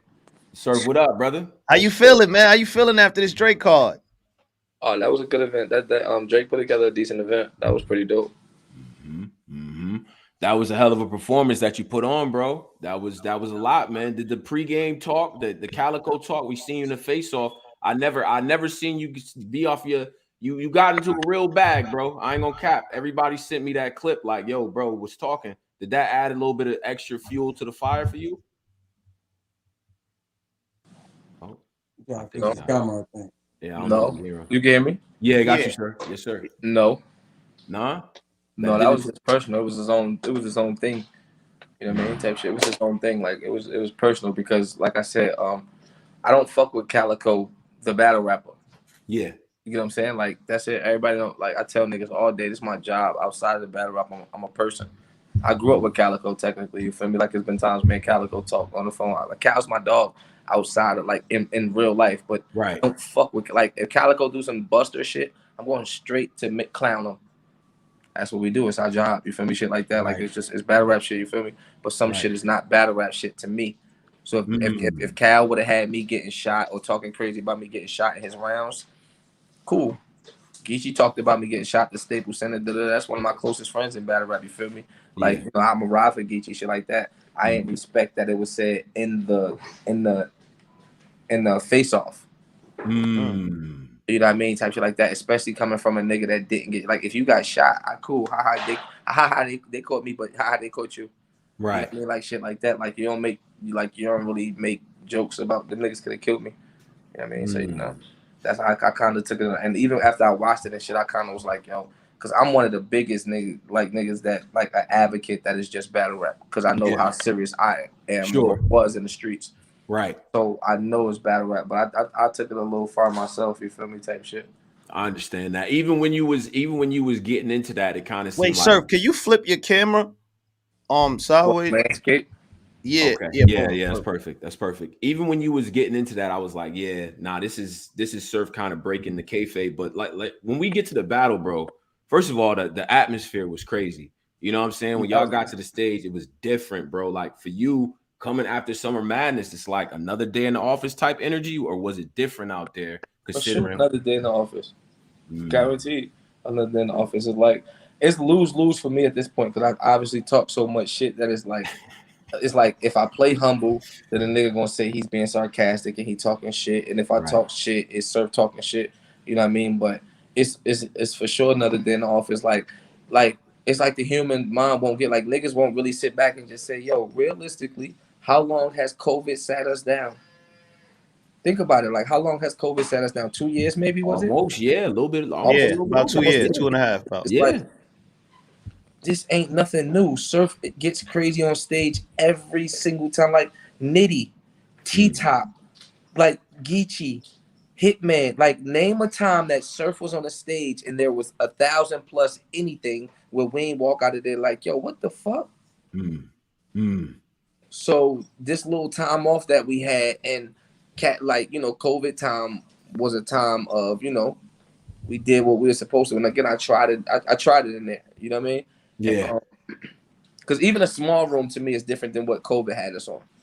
The small room is like, different than what COVID had. Yeah, because I had big. I battled in 2 small rooms. I battled Big T and I battled Reed, and those were both great surfs. What COVID had us doing was out of pocket, and then and then you got to think about me and Lux battled when Caffeine was like starting the COVID shit. So it was really the first, you know what I mean? Like, I didn't even get some of these rooms that I got when I didn't even get the UM6 room. Yeah. You know what I'm saying? To like, I didn't even get a Reed type of room to get Lux. It was literally me and Lux, and the closest person to respond was 30 feet away. Yeah. Yeah. Like, I would never like if Lux, like, I would never. I respect Lux enough and what happened enough, and I understand where I stand at in the culture enough to never, unless Lux said like, nah, I know Surf was supposed to do, let's run it back. I would never tell Lux to run it back, but I also know the truth of why it played out like that. Like, I've never battled in that. I've never battled in that situation before. Like, an empty room, just my words versus. That's not the type of artist I am. This is an artistry. You know what I mean? So unless Lux wanted to run it back, he got it. He won. It was his world. A lot of people, I remember when you talked about like the echo in the room and that kind of being like, especially most people had never been to an event, it was like a laughing type of thing. But that shit like, is real. That's a real fucking thing, bro. Real thing.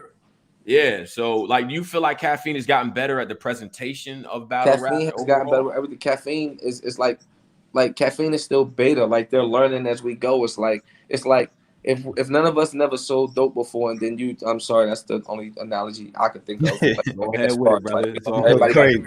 You know, but if we bring some people into the house, like, yo, look, this is how you run this. This is. We have to show them how it goes. If you walk into Walmart, that's what training for. Just so happened, while we were trained, like, I was a part of the training period, the beginning. I don't think Caffeine would ever handle a surfing of, like, I would have at least got Mook and Rock outside, people standing a little bit away, you know what I mean? It's COVID. Like, I didn't get none of that, you know what I mean? It was like empty room, we don't know what's going on, you know. And I signed for a stage. You feel me? So, you know, like I said, I don't make no excuses though. Like, I just, you know. Yeah. Okay. We was kind of just breaking down Gotti's angle for Lux, and when he was basically saying like his era, he kind of elevated, you know, the culture in a sense. What was your take on that like angle? Did you kind of agree with it, or did you more on the Lux side, or what was your take from that? It made sense. Like, from a battler's perspective, the way I broke that battle down, he probably gonna kill me. This is my big brother. He probably gonna kill me for this. You know what I mean? But in my most honest, unbiased opinion, because I got some. Let me throw my bias out there first, to lighten it up. So biasly, let's be 100. If this battle happens on the other coast, it does not play out like that at all. See, and that's a problem. That's one. It's a problem. Hold on. Okay. It's not. I'm gonna tell you why it's not a problem. Okay.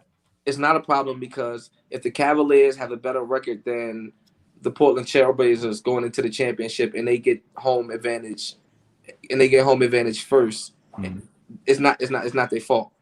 Right now, it's Geechi's world. Right. Geechi ended up like right now it's Geechi's world. He has home advantage. That's not his fault. I got you. So it's not really a problem, but it's a point, a valid one, that this could have happened. That's like saying if Surf would have battled Lux in a big room, would it have turned out like that?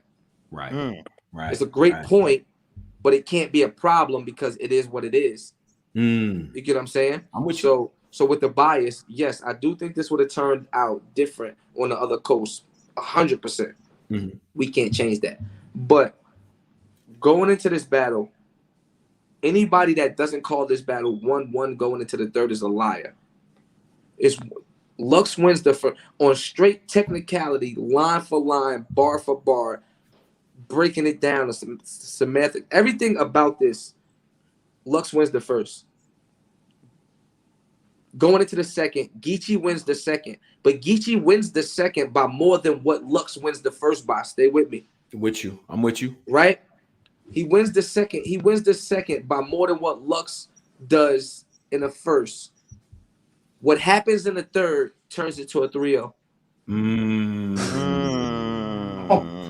Oh my baby, that's exactly what happened, Tom. That's like can't nobody explain it better. That's what happened. That's Once excellent, he did that man. shit in the third, Damn. it was like 3-0. That's a fact. Like people don't understand the way battle rap really worked. Like, you know what I mean? I'm not saying, oh, if you don't have a third and it's a 3, like it's not that. It's like some battles, like the good ones, the stuff where it's like, how do you judge this? What's the reason you judging this? How do you get to a certain point? Things like that. Like, that's the way you break because that's a good battle. Yeah. And it's a good debatable battle, and it makes an argument. Now you start throwing in all the different battle rap questions that you always ask. Well, if he choked here or stumbled here, then what does this mean? And how do you count this if he did that and this? That's the way you break it down. Lux won the first round. Away game. This is a away game. This is a one-on-one away game. We on the West. Lux wins that for all the same reason we just was talking about. Lux was on the West Coast. He had a better round than Geechi first round. And Geechi had a good round. Right. Lux might have won 10-9. Geechi comes back and steps on the gas, and Geechi wins that next round 10-8. So now we looking like almost a balance of a round. Now it's like, yo, whoever wins this round wins the battle. Period. Right. Period. So now if Lux gets through that third round, it's period a preference battle, whoever you decided. If Lux makes it clearly through his third round, it's whoever you chose. Right. I get that. Period. I get that. If Lux makes it through his round, Lux's argument is, I'm on the West Coast. It's an uphill battle. It's what you like. How many times have we seen Loaded Lux on the West? Come on. Not too many. Yeah. But so that's an uphill battle. Is that our fault though, Surf? Huh? Is that our fault though? No, I'm not saying it's his fault. But what I'm saying is, like, it's not like basketball. Like it's not like the rim is a basketball rim is 10 inches. If I'm not mistaken, round some shit like that. It's not like a basketball rim is the same size in every state. It's battle rap. We not in Philly. Like a battle Loaded Lux in Virginia, Philly, New York, New Jersey, Connecticut, Detroit. It's a difference. It's a different, like, you get what I'm saying? Like what they want to hear in that crowd is totally different. Come on, anybody not saying Lux got an uphill battle is capping. Agreed. So you gotta give Lux pulls that first round out facts. And then I'm sitting back and I'm still watching. I'm like, and I'm rooting for both. Like Lux is big bro and Geechi. Like I said, I'm rolling with Geechi. This is my man in real life. Like I send him, I'm proud of using paragraphs and real life shit that he like, yo, ain't nobody say that, you know what I mean? Like that's my dog. So I'm gonna call it straight down the middle because these my niggas. Right. So I'm like, Lux is up. And it looked like he got more to say than Geechi got to say. So this might be a little easier than I thought. Then the second go. And it's like Geechi's second was way crazier than his first. Yeah. And he made a lot of points. And he took over the second. He took over the second clearly. And it was like he beat Lux more than Lux beat him that first. I said, This is an even battle. Because for me, it's like, let's say if Lux would have beat him by 5 points, like it was 10-5 in the first, right? But then it was close in the second. Right. But that's still a 1-1 to some people. Not to me though. Not to you. That's not to you. You going by the margin of victory. That third person had that to win that round. Yeah. The person that lost by 5 in the first has to do a lot. For me. If somebody beat the shit out of somebody for, I know it's a lot, like, because I ain't got like a board or something, but this really how I like, like, you know what I mean? If you lose the first round by a whole bunch, like a nigga wigged the fuck out on you, this doesn't start at 0. For me, going into that second round, because battle rap is about, it's technical. It's about how you put it together, what you put it together, where you put it together. It's about placement, where you decided to, you know what I mean, where you decided to put certain shit, where rebuttals at and stuff like that. All that matter. You ever see a nigga say a bar and it seemed like the motherfucker bar, the person responded 8 bars, 12 bars in on his shit, like, damn. Yeah. That motherfucker was in the house thinking. So if somebody beat the shit out you the first round, it's not 0-0 going into that second round. You could win it, but if you win it closer, going into that third, the person that just beat your ass a lot in the first is up a little bit. I'm with you. Damn. I'm with you. It's an excellent way to break it down. This is a great, very technical breakdown. I'm glad that you're doing this. Yeah, really. I never I might have a booklet for this shit, bro. I just don't, you know, like I'm a battle rapper. That's crazy. That's how I break down battles. But sir, G, when you, I know you compare it to basketball, but when I beat a nigga ass on Killer Instinct in the first round, when he's second round, his energy full. They ain't getting off a block. No. His energy, I agree with you. His energy is full. But again, this is like I wish you could compare it to. We would actually have better battles if it actually looked like, if it actually was that. The reason it can't be Killer Instinct is because if a person beats the shit out of a person the first round going into the second, we already looking at that person some type of different. Fight back. So his energy isn't full. His energy can't be full. But my meter full, I might beat your ass. Now we in the third. Nah, he's right though, because it'd be uphill climb. It'd be like that fight back energy. That fight back. That's what. Okay, but Tone, you a fight night nigga. How many niggas done knocked you down? I wish. Yeah, you a little one. You done whooped his ass though. Go ahead, sir. What I'm saying is this: let's say I wig out on you first round. I wig out on you first round, and then your next 3 bars into your second is crazy. As much as you think we gonna go crazy, we're not wooing. Because you got to catch up with us. You owe us this. But what if I'm like, I'm feeling like you was when you was telling Rock in his second, we done stepped in front of killers before. This shit ain't nothing. And that's what if Mama Real is that? And that's what you heard. And that's what you heard. That's what you heard from Rock. What you didn't hear was when Rock got close and I said we down, but we did this before. Yeah, we've been here before. That's the time. What I was saying loud, what the mic caught was we've been here before. We done been in front of killers, meaning that shit wasn't nothing. That's what the mic heard. Right. With my hand over the mic, asked Rock. What I said to Rock was, "We're down. We did this before, though." Right. Because there's no such thing as being. If a nigga beat you in the first round by a decent margin, I'm not no fake nigga. Twerk is little bro. That's baby bro. He'll tell you. He got that first. Twerk got the first.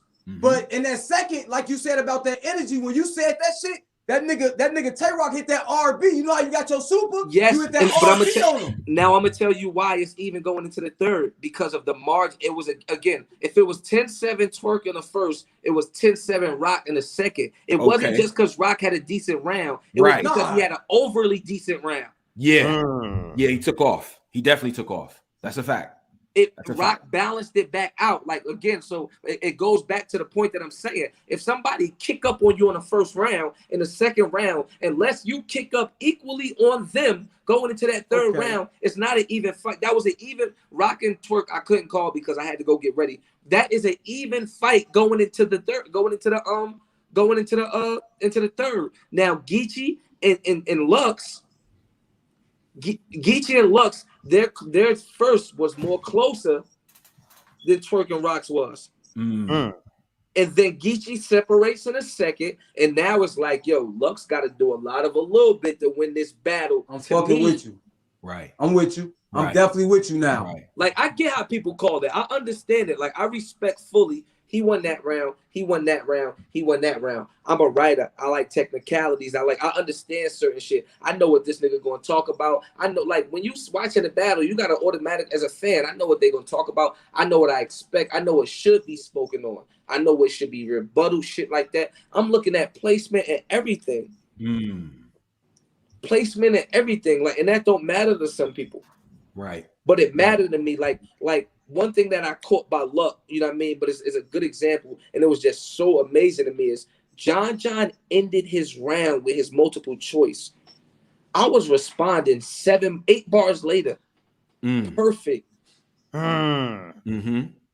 Perfect. So you And I'm not kind of saying- counter roll.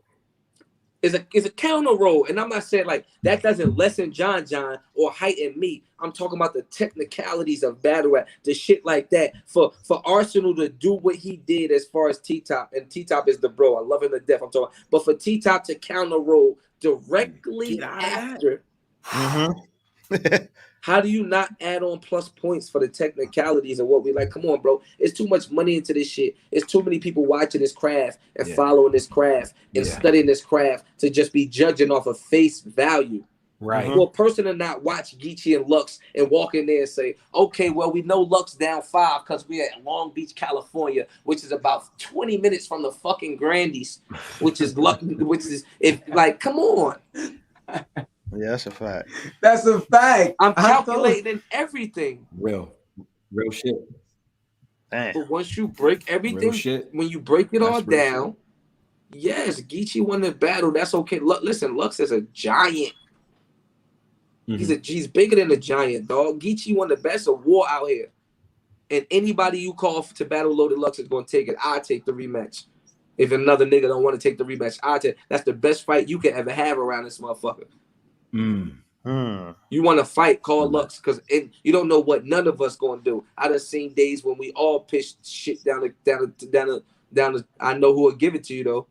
You know what I mean? So if Geechi caught Lux on an away game, we seen it all, brother. Lakers done lost at Philly, and Philly done lost. And so Geechi caught Lux on it, and I'm not taking away from what Geechi did, because you still had to put together the proper material to slay a dragon. Because I don't give a fuck what. If he wouldn't have said what he was supposed to say, I wouldn't have said Geechi won. He did what the fuck he was supposed to do, and he won in an away game, bro. Like that's it. That shit like basketball, bro. Right. Geechi won. And I'm saying that when I'm watching that event, I'm explaining to the casual fans, I'm like, listen, you're watching the elite of the elite. The separation here is going to be by decimal points. Small margin of victory for everybody. Now, I even seen shout my man in the comments in here. When you get that rebuttal, that when he talks about the Adi Boom, you start off out the gate. Let me get this out the way now. The Adi Boom, you know what I mean? ID and Jersey. You know what I'm saying? Like, let's get right to it now. Was that a conscious decision once you heard Calicoe? I gotta say something about this. Even though I know my round is strong, I gotta say something about that thing that he said. Is that a risk in your head as you are saying those bars? You just trying to play it. You trying to play it both ways. It's like you don't want to get too tricky to where you hurt yourself, but at the same time, it's like the proper people judging this are going to give you points for it. Yeah, you know what I'm saying. Like you're gonna get the proper points for it, so the risk is worth the reward. I'm like, at the end of the day, I still got my round. Right. You know what I mean? So it's like, here. You know what I mean? Still up here, my round is still here. So the risk is worth the reward. It's like if you get it off clean. Yeah. You know what I mean? Type shit. And if you don't, all right, kick up in your round.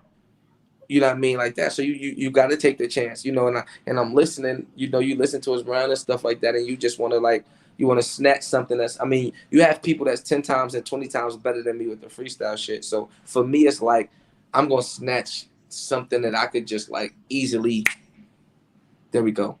Yeah. You know what I mean? Yeah. Get right to it and get out of pocket. Like that was some good rapping. When Calicoe sets it up as who's a better rapper competition, that's when I I felt like in the pregame that was a bad strategy. You trying to warm us up to say that you're a better rapper than Surf. I don't think even big fans of him think that he's pin to pad rapping. Like that's not Calicoe's specialty. When it shifted to that narrative, did that change your approach for the battle? He's trying to out rap me. He said that late. He said that at the face off, which I knew was like, which is not. It's not the case. Like, you got different type of battle rappers, bro. Like you got like Chilla Jones is a master pen, right? Rum Nitty is a puncher, a master puncher. You know what I mean? Like I always tell people, I feel like I'm a haymaker, I'm a swinger, I punch heavy. You know what I mean? So it's like what people fail to like pay attention to because I punch so heavy is my in-betweens. You I don't know who you're talking to. Them be them people. Surf, I'm here for the setup, brother. Like, So when somebody says like, so when we sitting here at the face off and it's like somebody's saying like I rap better than you, I'm like, bro, you're now setting a narrative for them to want to listen to everything. Bingo. But this is what I do.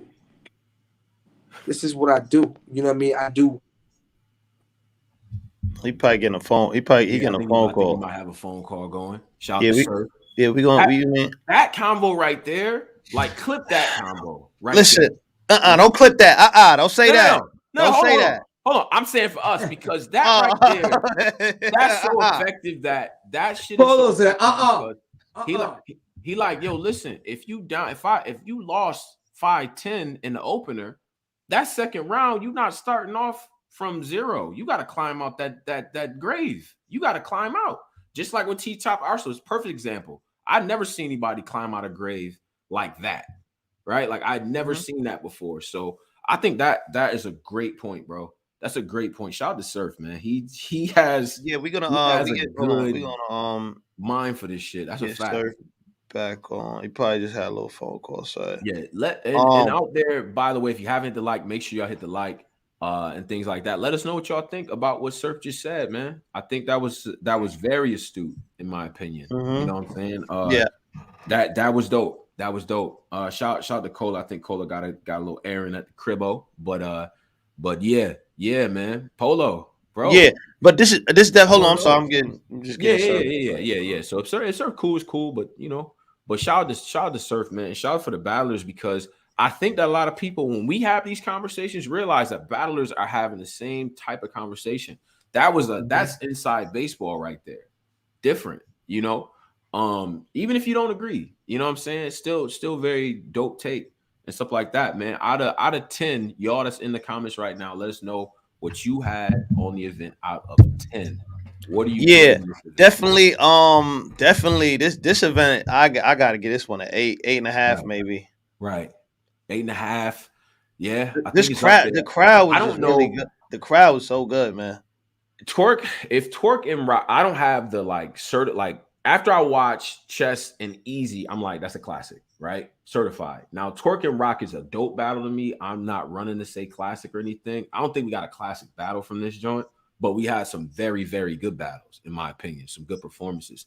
8.5, I'm saying, is definitely, that's probably the way to go, for sure. I was happy about this a lot, man. And the thing is, too, to be honest, shout out to Mook. I don't know if I missed that battle on this, right? I didn't leave this event saying, damn, I wish I would have had Easy and Mook. You know what I'm saying? I think that's a testament. Nah, you bugging. Mook and Easy would have set this motherfucker on fire. It would have been good. It would have been good. It would set this shit on fire. What? But we didn't leave the event saying to ourselves, damn, that battle should have happened. Remember when Fonz and Lou Castro didn't happen on that other event? And we was like, yeah, use that. We didn't leave there thinking we was missing something. That's a fact. I got Surf back. Let me get him. Yes, sir. Yes, sir. I apologize, fellas. It's all good, brother. I have no charger. Oh, yeah, Polo, go ahead. My bad. Do your thing. Oh, yeah. Go ahead. Go ahead. But yeah, you were saying though on the just on the strategy part of it, like once it became a rapping contest, now, all right, you want to rap with me? Let's go back and forth with that. You was making some points on that. I think it's interesting. That pregame, I feel like, be fucking people up. Personally. You gotta watch what you say. Like Gaddis. Let's talk about that. Before we get back to me, if Gaddis would have paid a little bit more respect to Jazz, it wouldn't have looked like what it looked like. I agree. I said that. She set herself up for that. Like, and then it's like, what you're saying is the God's honest, this truth. It's like me. It's like it being 9 a.m. and I walk inside and I'm yelling at everybody like, "Yo, it's dark out," and everybody knows it's not dark out. I mean, so she's sitting here, she looking at Jazz. You suck. You're terrible. You don't got no schemes. You don't got this. You don't got that. It's like,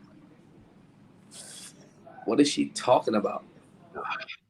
So now you get in front of it, and now it looks totally different. To whereas, if you saying shit to Jazz like, I know it's your time right now. At one point it was my time. Right now it's your time. But I still do this. Let's see what's popping. It may look different because we're gonna receive it different. We're gonna treat it different. Like you looking to the left, or like people don't understand. Like this is really wrestling. It's really a TV show. Talk that. This is really a TV show. Like, and I'm not saying you gotta respect anybody or what you do matters or anything like that. This is really a TV show. And people that do not understand that this is a game. You're live on Caffeine Face Off saying Jazz suck. You're looking over the Surf. Shut up, Surf. You suck, Jazz suck. You're losing people as you go. It's people that Surf and Jazz is synonymous to. Just off of how they watch the show. You get what I'm saying? Like how they watch the TV show. So now when it's a person that like, I might have never seen Gaddis before. I might have never seen, you know what I mean? Oh, she don't like Surf. What? I don't like. Not saying that it matters, but we're just talking about how people are receiving your material. How people are receiving you. Right. She went wrong with the face off. She went wrong with how she approached Jazz. That was problem one. Yeah. And I think that what really turned it is she hits the 911 operator angle. It falls flat. Jazz counterwrites that angle expertly. And like just took off all the power. And it's like, look, you almost lucky that you didn't have to follow what Jazz said. Right. It's almost better for you if you go first, fall flat, and then Jazz answers. But either way, the counterwriting on that, crazy. Like Jazz is cold. You know what I'm saying? I'm like, being a 911 operator don't seem like no damn easy job either. Like niggas be dying on that phone. Different. It make me so excited because to know that like it's almost like, let's say if like Jazz is like the little brother that like we be inside the ring sparring, and Jazz never get in the ring with us to fight, but she always watching us fight though. Yeah.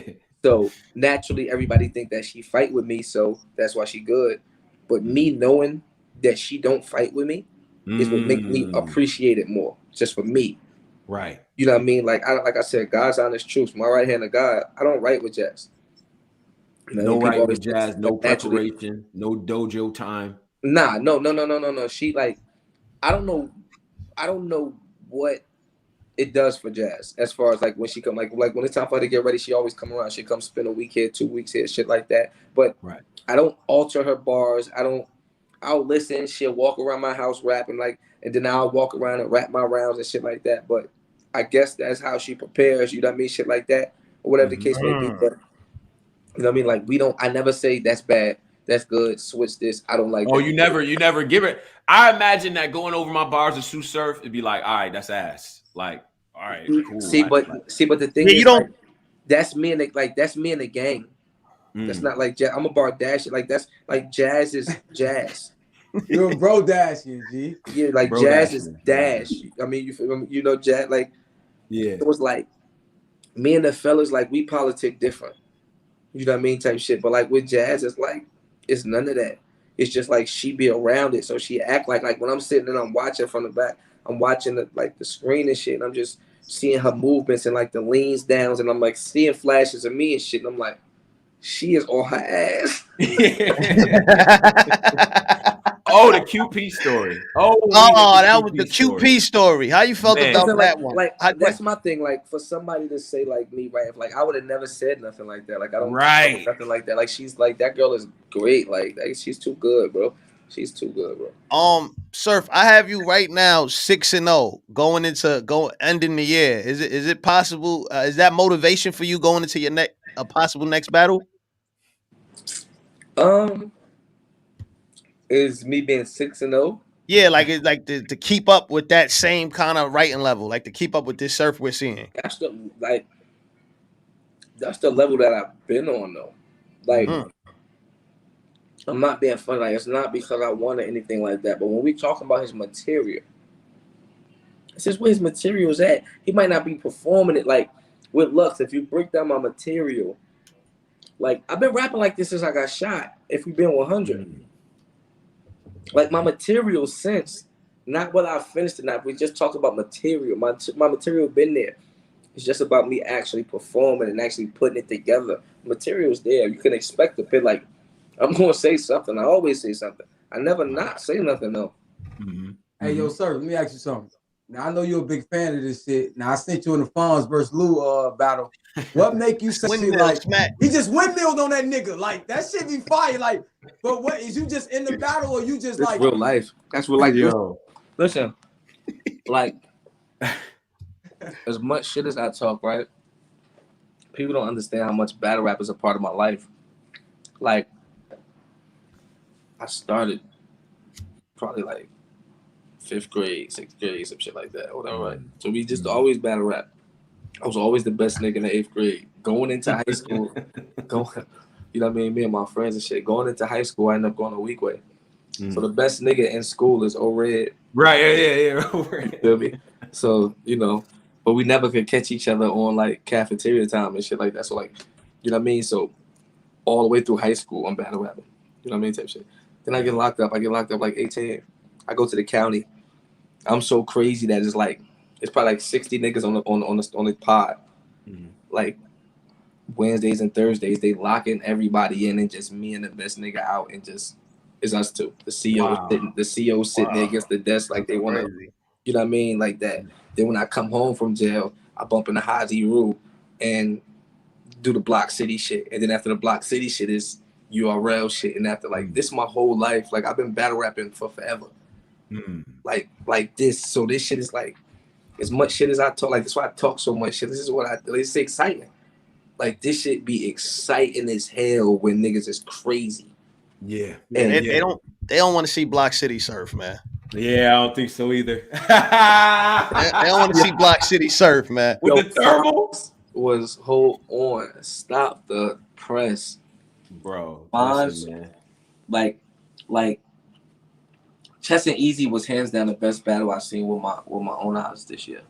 Absolutely, I agree. Bonds had the best single-handedly overpoweringly, how you use the words, round of the year. Jeez, wow. Listen to me. I ain't never seen no shit like that with my own eyes. I've never, for me, this me, Surf. I ain't never seen nothing like that with my own eyes. Bro. Wow. That means something though, Surf. Because when he spin the block and he watch you in the joint, when the rappers like the faces rap, like when Young Ill and Young Ill battling, Young Ill get to the belt and and you look at Head Ice face while it's happening. Oh, that's fire. It do something, Surf. I'm telling you, like, that's what make it happen. And I didn't even get to see the playback of it yet. Yo, listen, bro. It look good. That shit. What? Yo. That shit make me get on. When you said that shit, I wanted to battle rap. Like, yeah, windmill on this nigga. I'm like, he just smacked this windmill on this nigga. He just windmilled on this nigga. Because that's what, that's what, like, that's my thing right there, right? And it's not because it's me. It's because, it get me so upset, not really upset, but just as far as the culture. Because it's like nobody's keeping score. Like in reality, it's like a nigga might have 4 straight back-to-back punches, and another nigga might have 1. But if you're not really a student of the craft, you can't keep up with the battle enough to score each punch. To whereas that 1 punch is just as equal as them 4. If you get what I'm saying. Some people don't have the wit to keep up. So I could be sitting here watching a battle, and I know a nigga wigging. And another nigga's doing good, but I know the other nigga's wigging. Like the way I write. It seems like my shit is shorter, pause. But that's because I'm only writing for the 3 minutes. And then 2, I only have in here what I need. So it's like I might only have the B's in the body punch in there and the such and such punch. It might only be 5 heavy haymakers in there out of my you know what I mean? So it don't sound like a round like as long as 3 minutes from Cal. Right. Or 3 minutes from Nitty. But do you think they do that to y'all, not remembering that y'all top 10 niggas? So when people before y'all, these up-and-comers rapping for 10 minutes, they think a Surf supposed to get up there and rap for 10 minutes, not forgetting like my pay higher. I'm not going to see. I'm going through is like, so it ain't got nothing to do with. Be up here for 5. For me, it don't got nothing to do with the bread. It's how I'm going to hurt you. Okay. You know what I mean? Because it's like I can't speak for everybody else, but if you rap too long with me, it's going to end up hurting you because you still have to you have to keep a level with me. If you don't stay at a certain level, you're going to lose points. Now you just rap. You know what I mean? So it's like a long piece of if you take a piece of plywood and it's 6 feet long, it's gonna be easy to chop, just like break through. But if you got a piece of plywood that's 2 feet long or something like that, you're not gonna break it. You know what I mean? So my Khan's rounds will double my rounds, 6-minute rounds versus 3-minute rounds when you really clock them. That's true. Yeah. How is this a debatable if you actually battled me twice? I see what you're saying. I see. Calculate. No, I'm So calculating. y'all ain't gonna tell him he be con. He definitely want be me to do it. Nah, what I don't. I mean, like I'm just that's an all-time great battle. We Though. listen to it without the performances, just the words, sir. And yeah, I'm just saying. All I'm saying is it's just subjective. It's so to each his own. You feel me? Because Khan is a legend. So yeah, I don't even watch that battle for a winner. That's I'm like not mad at somebody saying Khan. I know in the Discord to go back and forth a lot. When you just break the numbers down, Khan rap, double word, surf rap each round. So technically, you could say that I battle Khan, like in a sense, like technically I battle his material twice. So for me to have battle once and to keep up with all of that, it says a lot. It's not about how much material you got; it's about how good your material is. Right. I mean, so if on contract our standard is 3 minutes, that's fine. Stay at 3 minutes, but it's like anything over 3 minutes is to each his own because I genuinely feel like you can get the job done in 3 minutes. My rounds for Cal, now that this over, y'all want to be and to do you one better, Cola. I'm gonna do you some. I'm gonna have you call me later tonight, and you can make your own blog about it and stuff. I want to show you how long did I beat Cal to you guys? Absolutely. Yeah, definitely. Yeah. When we get off the phone, Cola, I'm gonna show you how long my rounds were. But I ain't gonna lie, yo, second round, I thought you went into some overdrive because you hit him with a haymaker and the room stop. I'm like, and then I just heard you rapping, hitting his ass with some motion. I'm like, damn. Yeah, we thought the round was over for a second. On this nigga. That's what I thought. In the none second, of my rounds was 3 minutes. So it must have been your shit was hitting so much in that second, it just felt that long because I thought you emptied a whole nother shit on him. So when you go back to that battle, me and Don DeMarco talking. We like, is he done? And then I just hear you firing again at his ass. I'm like, damn, he got another 16 for a Cal ass. Like, damn. Second round. Go back to the battle. If you got the boot, well, we ain't gonna talk about that. But if you got the joint, shoot it to me. Shoot it to me. I actually ain't watched it yet. I bet. Got you. Shoot it to me. I actually ain't watched it yet. But nah, like my round, it wasn't like they weren't too far from 3. You know what I mean? But it wasn't like they were more in the 240ish range. You know what I mean? But like me approaching somebody like Cal, you know, and I know Cal gonna go to the 3 minutes too. I'm just like, I just don't see him making this crowd say woo more times than me. And that was my biggest, like that was my comfortability, and that was my comfortability going into the battle. It's just like me knowing myself and me knowing Cal. Cal's an amazing battle rapper, amazing. Right. I just don't see him getting this crowd to say, "Oh shit," as many times as I do. You know what I mean? Like, yeah, nah. I mean, I don't know. This is a scary space that they got me in, though. I'll tell you that much. Like, you don't let a type of person like me taste blood like that, because what's going on is I actually battled so far and in between through my whole career that it's like it almost feel like it don't happen. Like I just battle and then I go back to regular life. But right now, they got me tasting blood. And they got the fans kind of used to what I like, you know what I mean? Used to what I do. Like, when have the fans seen me so much that they understand how I set things up? And now they listening for the in-betweeners and listening to I haven't done it back to back to back. I don't. Right. So, like, the next person that, it's so funny because the weird way the battle world works is people are going to, like, the internet narrative is going to be, is Surf going to have a third round, or is he going to do it again this time? But the next person that battles me going to have an uphill battle because people are going to be listening for how they've been hearing me. Right. It's gonna be scary if somebody decide to get a hold of me anytime soon. It's gonna be scary. The Calicoe battle was a warranted spin back, in my opinion. You know what I'm saying? I enjoyed the first battle actually. I always called that 2-1 Cal. I thought your second round was crazy. The spin backs and all that, like what the battles that hold the most significance. I saw see Hollow talking the way he's talking and things like that. That as far as a rematch of that situation, that's a classic. And I genuinely think that's all it be. I just think that motherfuckers, like, you know, I don't know, motherfuckers see you going crazy and then it's because you gotta think about it. Prior to, like, if this was of some truth as far as, like, you know, why does this matter until, like, so were they not writing when he was losing? Okay. Were they not writing when he was losing?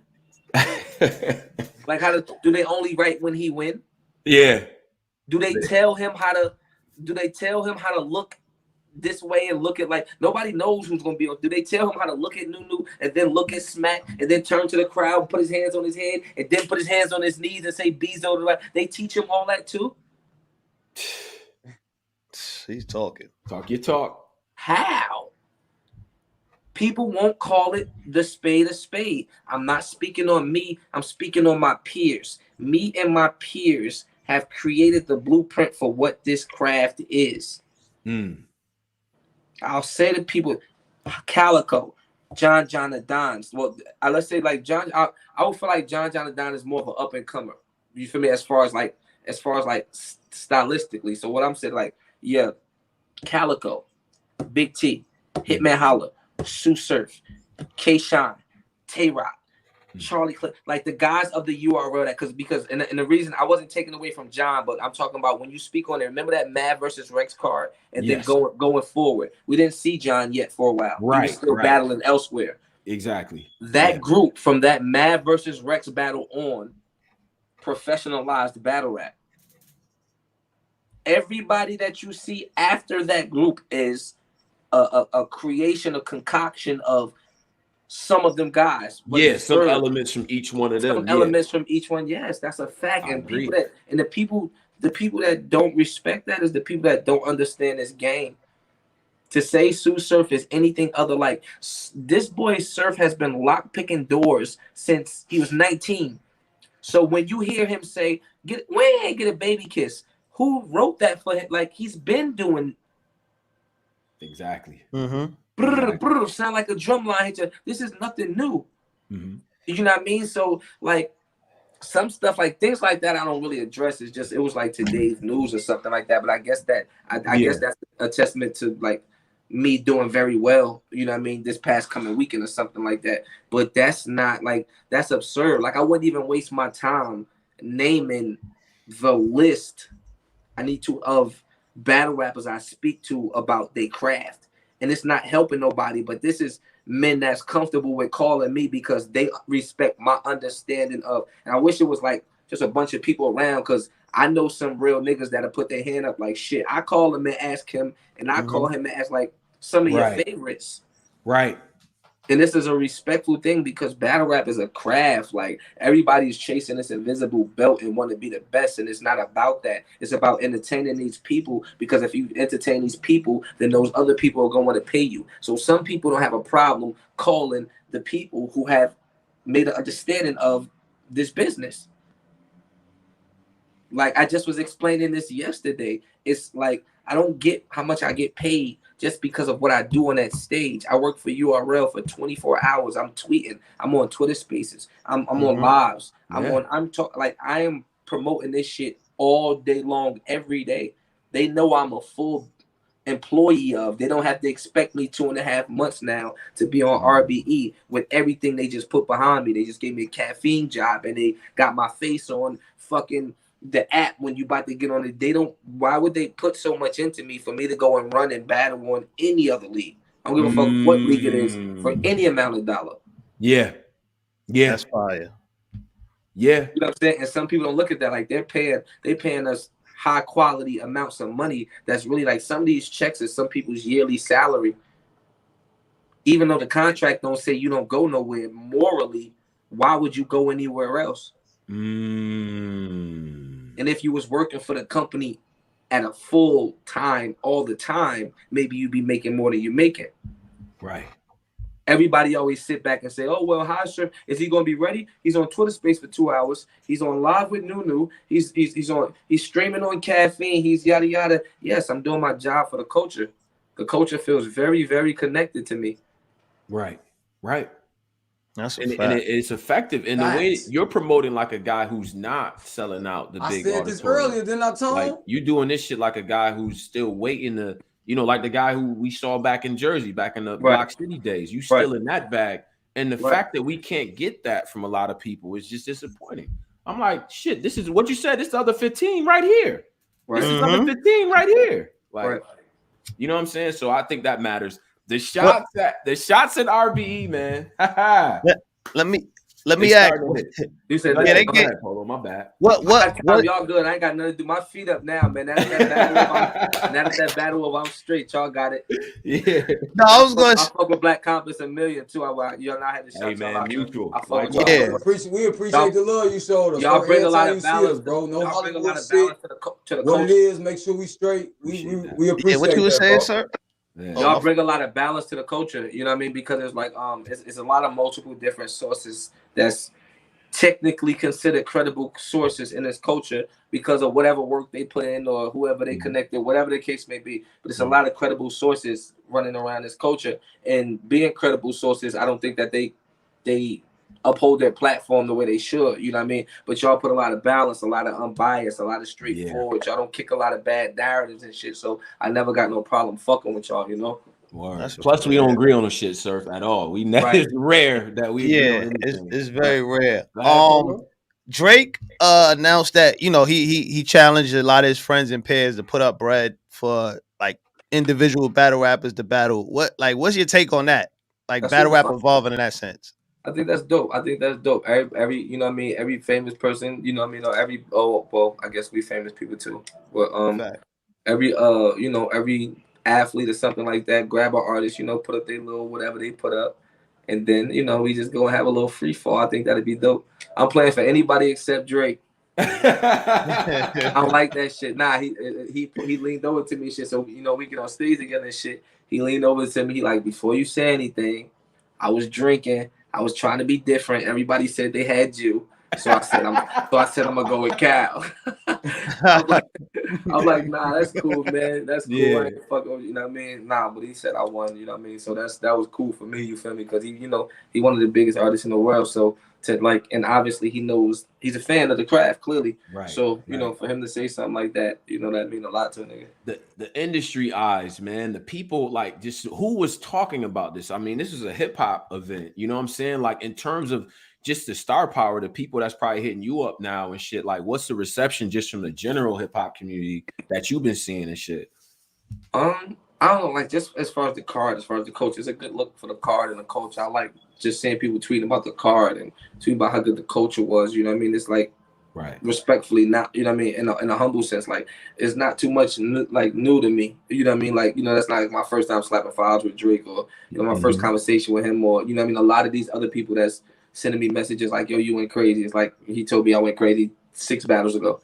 You know what I mean? Type shit. You know what I mean? So, it's levels to it, but I'm more excited for the motherfuckers who, it's their first time being in front of my dog Geechi Gotti just headlined that shit. You feel me? Like I'm more excited for Geechi than I am, you know what I mean, for myself because it's like, I mean, for 6 years ago, Snoop Dogg was flying me out because he wanted to see me battle. Right. You know what I mean, type shit. And I'm not, I'm not downplaying that or comparing Snoop to Drake or what I'm saying is like I know what it's like to for some, some outer not normal shit for Kevin Durant to DM me and say, yo, I'm about to fly you here. Come watch the game. You know what I mean? I'm watching Kobe versus Durant. You know what I mean? Like KD did that for me. Like I've been there before. You know what I mean? So to see my dogs get that type of recognition is 20 times more, you know what I mean? Like exciting. Like, you know what I mean? Right. But it was cool. It was definitely cool for me though, and I'm super glad that Drake did that for the culture. Yeah, this is a big deal. I think when people look back on this from 10 years from now, it's like this is the biggest artist in the world right now with this. You know what I mean? This culture of battle rap that he clearly has respect for. Artist of the decade, G. We keep like niggas ain't understand. This artist of the niggas just wanted. Artist of the decade passing out shots to fans and kicking it with battle rappers like a human being. Ain't above or too low. I'm here to enjoy this shit like y'all. Right. That's crazy, Tom. Right. I don't know. We only been alive 3 decades. He won one of them. No, that shit's surreal, nigga. Hey, I'm a fan of this shit. I'm in that bitch like, damn it, nigga, it's Drake, Remy Ma. Like I said, Drake, Remy Ma, Juju in there bad as hell. Cassidy, Freeway, and our peers, the Surge, the Geechis, Lux. Nigga, this bitch star-studded. Right. Now, let me ask you this question, Surf, on the because I mean, immediately my mind goes to industry versus battle rap, as I see all the different stars talking about it, tweeting about it, whatever the case might be. If I give you a hypothetical, right? Say Drake he makes that phone call, gets the right number. He says Benny, Mozzie, Freddie Gibbs, Lloyd Banks, Ransom. And he says, Surf, you the team captain. Pick the team. Who are you bringing along with you for that? Them situations. You get to pick the matchups. How many people I'm bringing with me? Yeah. If they say Benny, Mozzie, Freddie Gibbs, Lloyd Banks, and Ransom, we got them all locked in for battles. Surf, you the team captain. You got to pick the matchups. This is battle rap versus the industry. Benny, Mozzie, Freddie Gibbs, Lloyd Banks, and Ransom. Okay. Who do you pick out of your peers, out of your cohorts to represent battle rap? Benny got to go against Easy. Mozzie got to go against Geechi. Mozzie versus Geechi. Freddie Gibbs got to see B Dot. Gibbs versus B Dot. Yeah. Okay. You got for Banks. Then we got Banks. Mm-hmm. That's such an OG. Banks got to see Lux just cause just OG nostalgia type shit. Right. And then who the last person? Ransom. Who you got for Ransom? He might be the most dangerous. I'm gonna come clean. Who the last person? Ransom. Jersey. Oh, I handle Ransom myself. Oh, that nigga not playing right there. He like, I gotta handle that. Damn. So Benny versus Easy, Mozzie versus Gotti, Gibbs versus B Dot, Lloyd Banks versus Lux, and Ransom versus Surf. Wow. Yeah, that's crazy. That's the fireworks in that building. That's the one right there. Now, regular battle rappers, is it who's on like the hit list next? Do you still want to battle again this year, or you gonna chill? I'm trying to catch December. I'm feeling like I don't know. I feel like there's a snake in my grass, so I'm trying to catch December. I'm just trying to see something. That's all. But I've been peeping. Like I don't pay too much attention to blogs and stuff like that. But I've been peeping. J Black bet against me like literally every battle for like he bet against me every battle. So now I haven't asked him because I don't really care too much to ask him. But I don't know if it's like he betting against me to motivate me or he really think like niggas better than me. You know what I mean? Type shit. So I'm contemplating on going for another 30 to see if he even have me on his board for champion of the year. If I end the year with 9-0, or you know what I mean. But then I kind of feel like I don't really got shit to do. I could just sit down and chill. Right. So I don't know what I want to do yet. You know what I mean? I don't know if you got a trophy case, but that title, that championship belt and jersey in the trophy case, I don't know. Not a bad way. Not a bad way to end the year is all I'm saying. Nah, it's not. But my thing is like, see, it's this shit is such a political game, and then I understand the politics of this game. You know what I'm saying? So I kind of don't even want to put myself in that position because then it's almost like shit is about marketing and branding also. You get what I'm saying? Right. Mm-hmm. You losing a UM3. Like, you being in UM3 is great all the way up until you lose. Once you lose, you're labeled a loser.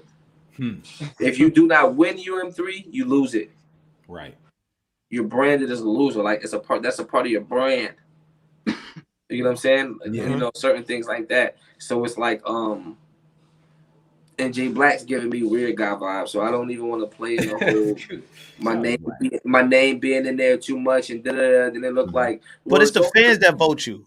Nah, you know, I don't know what's going on over there, champion. My main coworker's betting against me. I don't know what's going on over there. You're not about to put my name next to somebody weird, and then it's like they get it over me, and it looks like, you know what I'm saying? Like, I don't even like my name being in the light of type of competition-y type. I'm not into competition runnings. I'm me. You know? Okay. Okay. If you wanted to, like, say fans wanted to still put you in that champion of the year contention, who would be like the next opponent? Like, I'm asking you, who would be like the next opponent you think Surf will have to battle to kind of compete up on that upper level? I got a question for y'all. Go ahead. Does who you beat matter?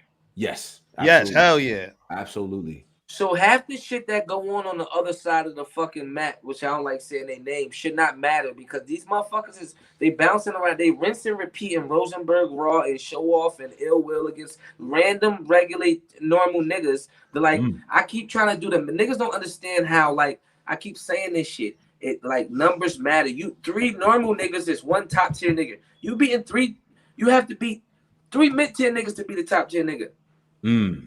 So if Surf 3-0 John, how is that not like beating 3 of RBE regular fucking weirdos? If Surf 3-0 Cal, how is that not like beating 3? And I'm not just speaking for me, I'm speaking for every battler.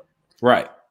If Geechi go up there and 2-1 Lux, does that not count for more than 1 battle? If we just for this belt though, not for like everyday day-to-day conversation, it's 1 battle. But when we talk about this belt and compare it, because that will be the first problem that will come up when it comes to Champion of the Year. Oh well, and I'm just using shouts out to Ill Will because he's been having an amazing year. I know I've been seeing blogs like I talk shit about him, but he's a dog. You feel me? I talk shit because I talk shit. But let's just say, for example, Ill Will might have 6 battles, but Surf only got 2. But 3 of the niggas that Ill Will clip would only be considered crucible niggas. Jesus. Or such and such type niggas. Right. Jay Black just said, who you beat matters and name matters. Names matter. That's a fact. I mean that's always the topic. Okay, is so schedule, where like, it happened, what card it was on. It matters. I think what should matter. I think what should happen more now is like, to me personally, and I think every media group should do it separately so they can have their own numbers. But there should be a list of tiers. You should have if you're a media, you should have something that you could look at that shows you tiers, whatever tiers you specifically put people in.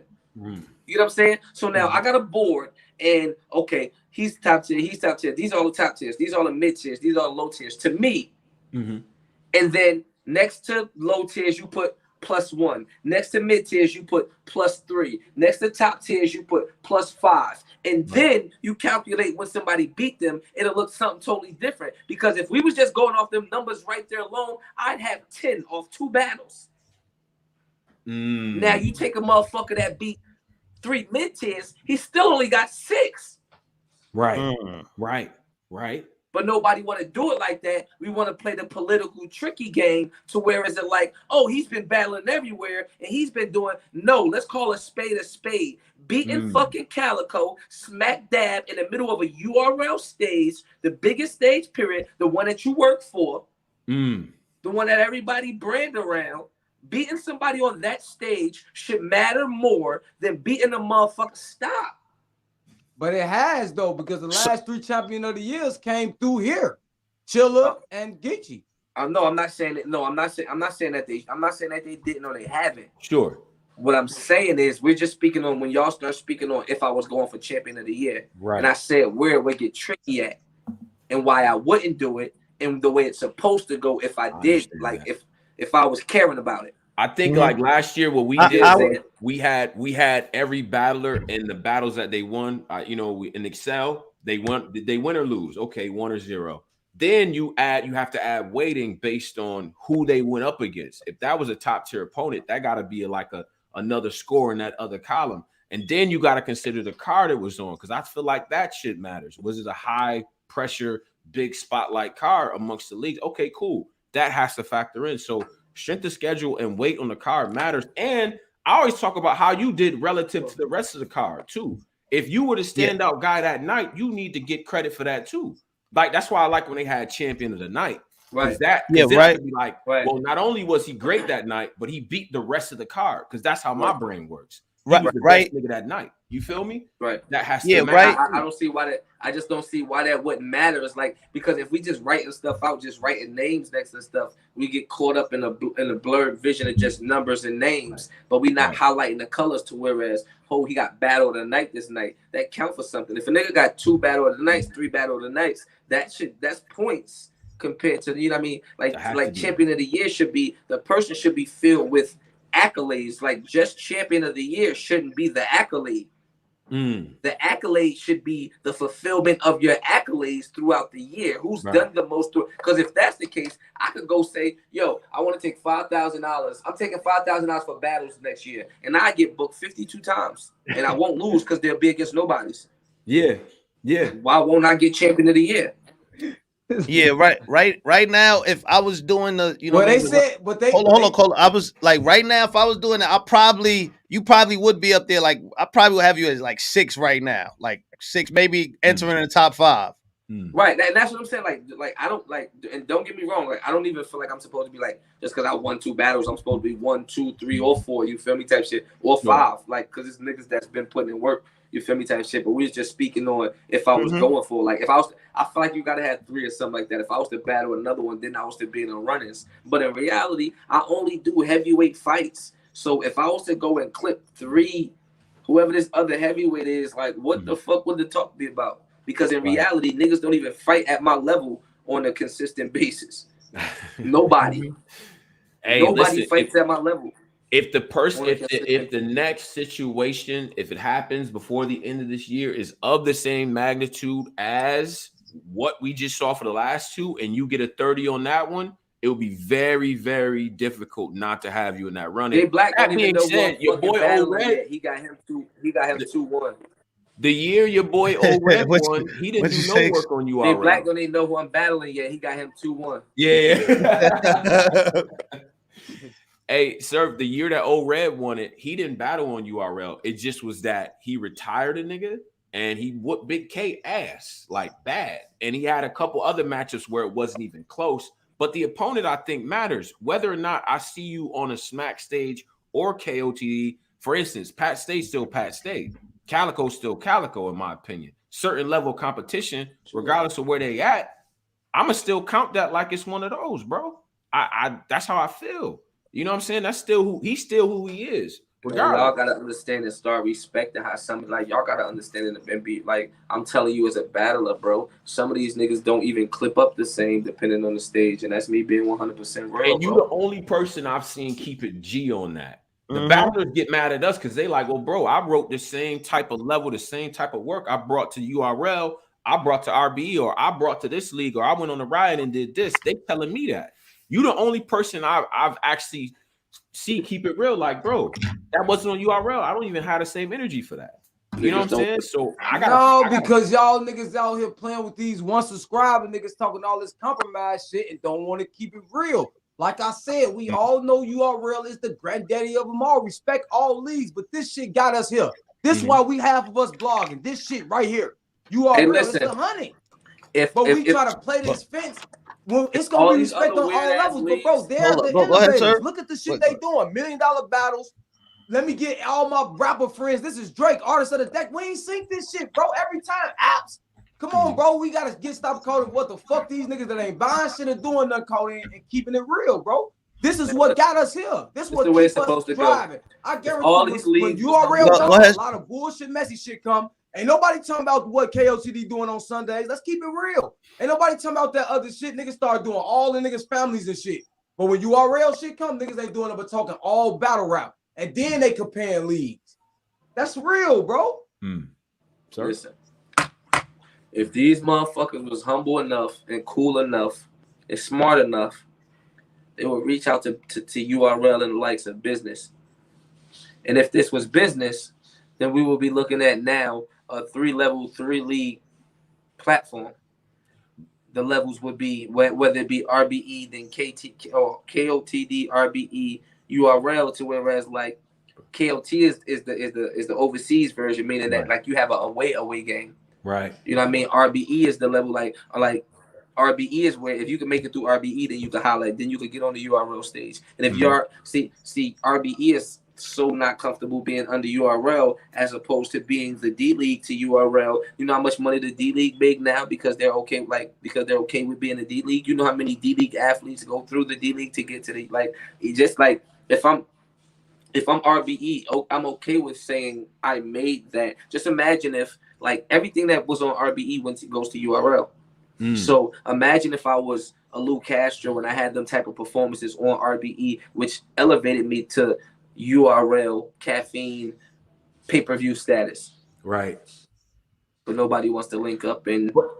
But see, 2 points on that. One, I mean, obviously it's not that easy though. It's a lot of shit going on behind this politics. But like, don't. No, I take you at your point on that. I would just say RBE. I'm talking about business, right, for everybody. Yeah. And from a business standpoint, the D League has tryouts. Right. From a business standpoint, this is amazing. The D League has tryouts. Yeah. It makes everybody's job easier. You got URL trying to create the Crucible and create the Proving Grounds and these other little up and coming leagues, and then you got RBE trying to be URL instead of RBE being the up and coming league and URL being URL, and it cancels out all the problems. If you could rock on RBE, then you can rock here. Come up here. Yeah, I think the thing that separates RBE isn't okay with being a stepping stone. They're trying to beat our competitor instead of our stepping stone, and they're going to get stepped on because all the killers come from here. As long as Tsu Surf is there, that's where I'm at. As long as Tay-Rock is there, that's where I'm at. As long as K-Shine I'm there, that's where I'm at. And we dogs on the leash on this side. And until the leash is unlocked and we could go play over there, I don't give a fuck how a nigga want to take it or say it. It is what it is. It will never be there. Right. So it's never going to be that until it's tied one. We can start off with an RBE versus URL card to keep to calm it down and just to smooth it out. Vincent Man, Eric Bischoff, we watch wrestling, sir. What would be Surf? What would be the card if y'all did that? Huh? What would be the card if that was ever happened? I can't think off top because I'm not going to act like I'm an avid RBE follower because I don't watch RBE battles unless it's like of importance type shit, like something like I need to see. But it would just be you just tell ARP to get his best 5. And then Smack pick his killers, and then you go like that, and you treat it like one thing, and that would be the common ground. That would be the handshake as far as the business goes. The event would be the handshake, and then from there, now it's like you have to be a room shaker RBE to even get here. Right. Now we just created a new accolade. We just created something new to do. I could start in the Proving Grounds and start in these small rooms. My first goal as a battler is to get the RBE. And then from RBE, I want to get to now. It's like feel like basketball. From high school, you go to college. From college, you want to get to the G League to the NBA. You know what I mean? Or it could work like WWE works now, where now they got Raw and SmackDown is almost 2 different companies, and they work together under WWE umbrella. Or you do a WCW, WWF invasion type angle. Remember they did that? They made a lot of money. What would be some of the RBE matchups? What would be some of the names you put out there for a call like that? For RBE, I'm gonna just say who I have the fly to RBE flag. I'm definitely putting in Rosenberg. I got to put in Big K. I got to put in A Ward, you know what I'm saying, to be on that side. And then that's a bum ass team. What you say?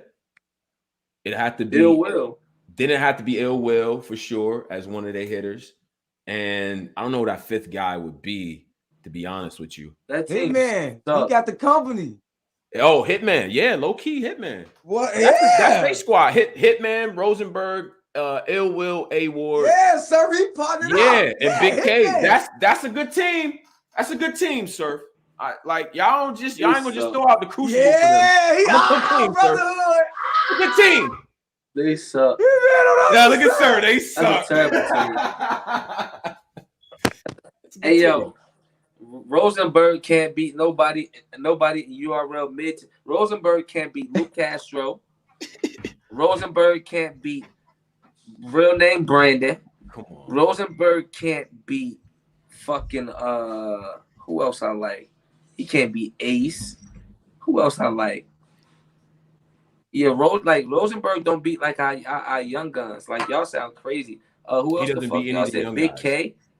Get Big K the fuck out of here. Big K, some of the names that you named, you would not match up with Big K, Surf. Don't do that. You would not match some of them names up with Big K. Them same names you named. I would change the names up, but he can't beat K-Shine. He can't beat Surf. He can't beat Hitman. He can't beat Calicoe. He can't beat Charlie Clips. Clearly. I feel like he battled some of the. Yeah, he battled some of them, but he's saying like Clip. You know what Clips just did to Big K? Y'all tried to. Y'all know what Clips just did to Big K. Y'all don't want to keep. We would beat the shit out of it. It's nobody. Listen, that's why I said they need to stop playing and get under the fucking wing. It's nobody. They don't have nobody to keep up. They don't even have the proper talent to keep up. Right. They do market themselves as more of a platform than a league. URL has a farm system. It kind of separates the way they do business. But I as a fan, I don't be caring about none of that shit. I just want to see battles.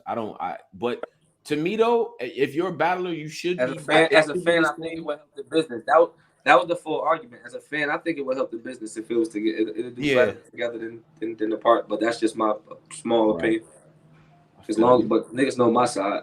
If it ain't on URL, it don't matter. I said that in the face-off. You did. I said, I'm gonna show you tomorrow. I'm gonna show you.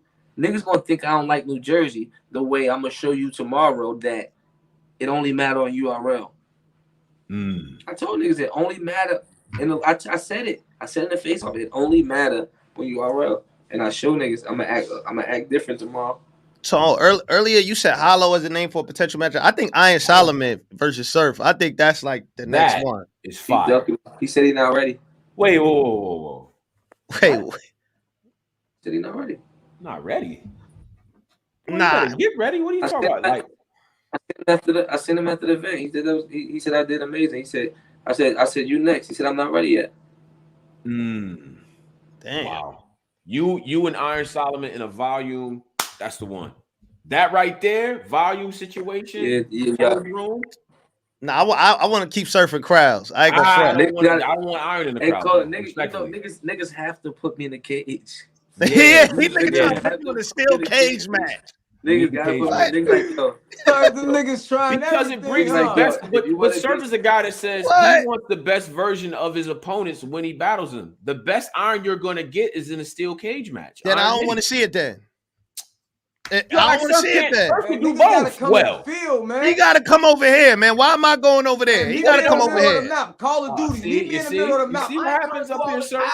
Yeah. What are you talking about? I'm gonna keep it calm. So what? Why you can't see Iron in that room like Nitty? Because nigga, he got the shit on fire with 3,000 people. I don't care. Why you can't go in steel cage? I'm gonna keep it 100. I'm gonna keep it 100. That bro, yo. If I was to get a hold of Iron Solomon on that stage, that shit was like a lion on fucking turkey meat. And they just like seeing crime scenes. That's why. Lion on fucking turkey meat. Nah, at the end of the day, I'm gonna break it down to you. Sir, explain it to you. I've been in a small room. Bricks, Big T. We know Block City. We seen Iron against Rum Nitty, but we seen them against Murder Mook too. And as well as we say Murder Mook was ass, nobody never mentioned Solomon had nothing really. Hey, yo, listen.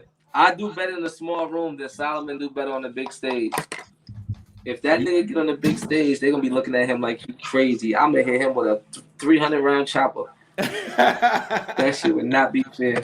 But I don't get if Surf is admitting that he feels his best in a big room, why would people want to force him back in a small room? If he's admitting that he feels his best. Let's see if Iron's legend, like we talk about it, can adapt.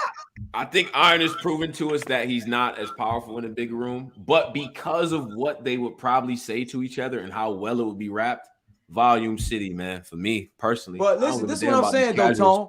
How could y'all tell somebody like Iron, but y'all tell these battle rappers, these volume room niggas like Sick and them, we have to wait to see y'all on the big stage, but you saying Iron, that ain't his best. Why he don't have to adapt? What do you mean he doesn't have to? He hasn't shown What you think about that, Okay, Surf? so why he ain't got to keep showing it? Why these other niggas got to do it? Cola, repeat what you just said. Ask that to Surf. That was fire.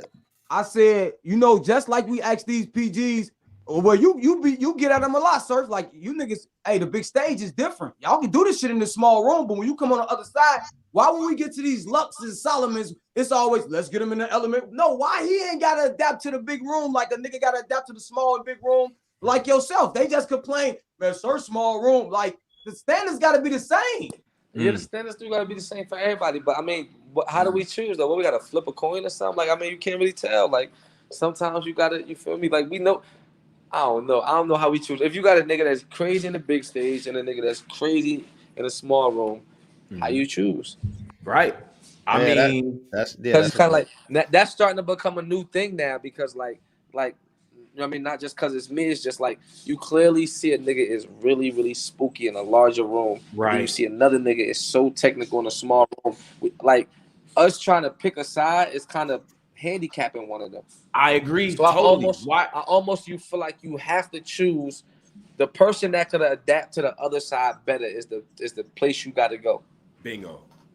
And like you said, you can do better. Consider yourself maybe the A side. He ain't got to come to your house. Because we know what the fuck gonna happen to Iron Boy, Solomon. bring all these niggas to the MGM. Because we know what the fuck gonna happen to Iron Solomon on the big stage. So we have to take Surf to a small room. Is that the same thing with JC? I be hating to be the one to say it. Because every time I say it, y'all be the ones that don't believe me, then I show it, and then y'all say somebody else. But like in reality,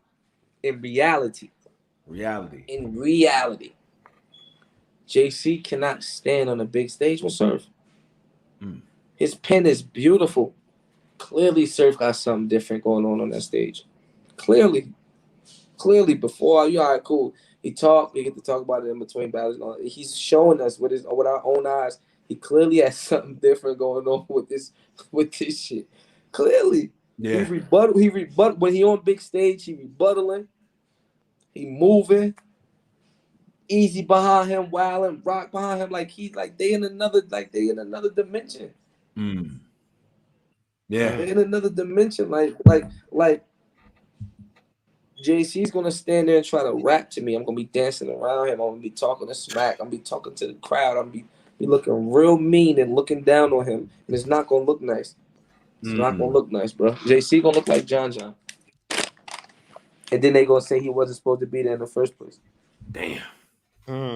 That's what I'm telling you, man. I don't like that shit. It don't matter who I beat. Like, it don't matter who I can literally show y'all multiple screenshots of niggas like, oh, Cal never could rap like that. Like, ain't no rapper anyway. Oh, now put him in the room with a rapper because like it's always something, bro. At one point, John was the most technical battler you could see. I remember niggas saying this clearly. John got a little bit of everything. He's too technical. He gonna break Surf down. Then it's Cal ain't John. He a street nigga.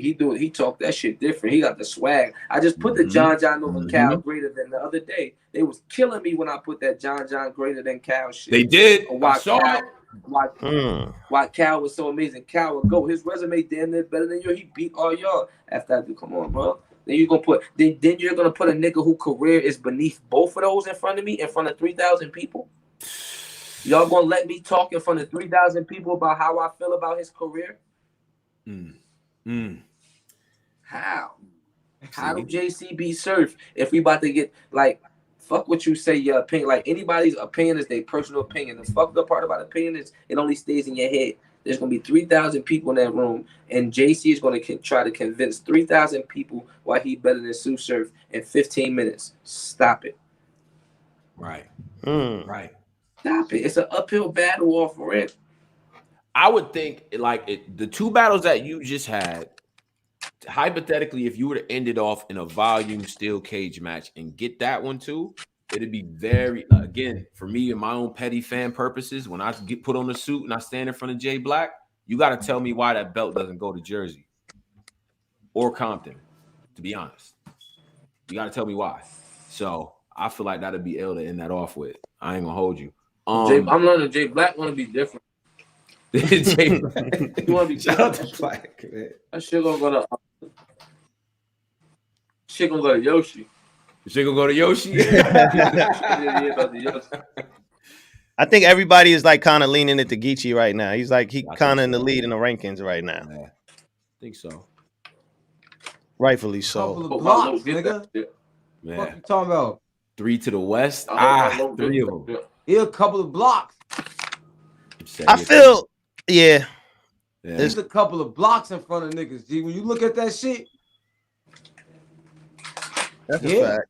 Right. Who Geechi had this year? Easy right there too. But Lux tournament 150 because they consider Geechi winning that, sir. Right. DNA early in the year, Math Hoffa. Like, come on, man.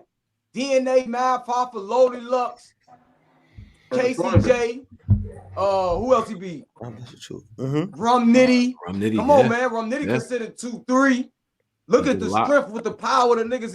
Man, you have to give him credit for everyone in that tournament, bro. That was 2 weeks separation. That's what I'm saying. I just can't remember all the names. Oh, no, not saying the name, but not fact. Listen, okay, I see what you're saying. That tournament win is huge. Yeah, the tournament win. What? Nigga won a bitch in motherfucking 2 weeks. Nigga won down to 100K in 2 weeks in a month, nigga.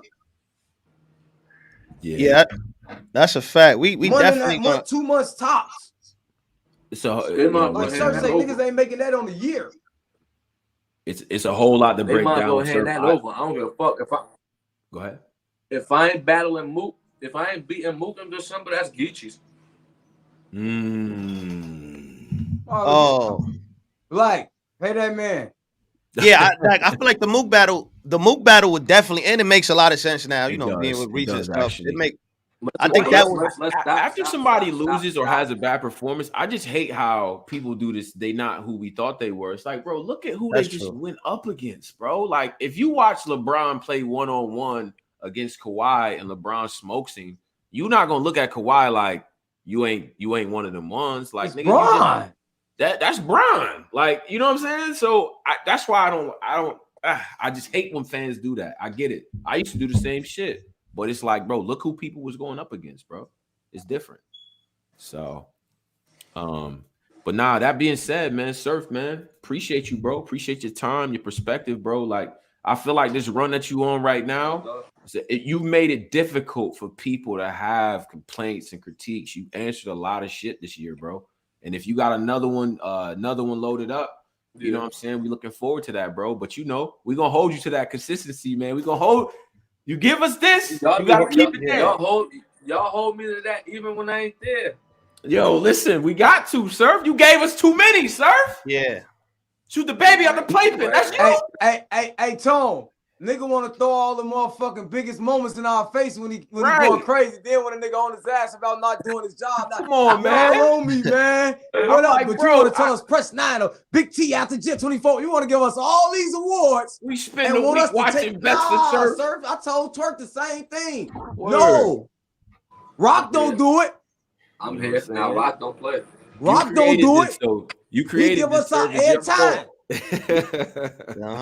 Yeah, Rock don't be playing. Rock don't play. He be job. Win, lose, or draw. He ready. He the serious one out the titles.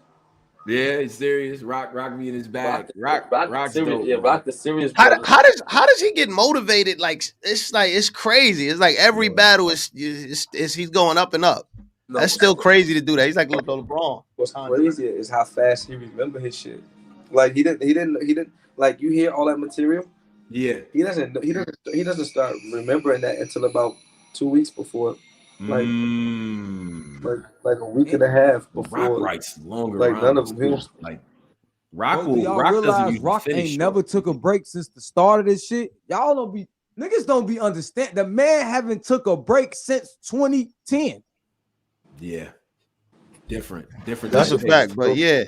What you were saying? Talk about it. But yeah, nah, Surf, man, appreciate you, your grind, everything you got going on, bro. You know what I'm saying? And as always, like we do with the guests, man, we give you the ISO. Whatever you want to say to the fans, the people, and the culture, man, the world is yours, bro.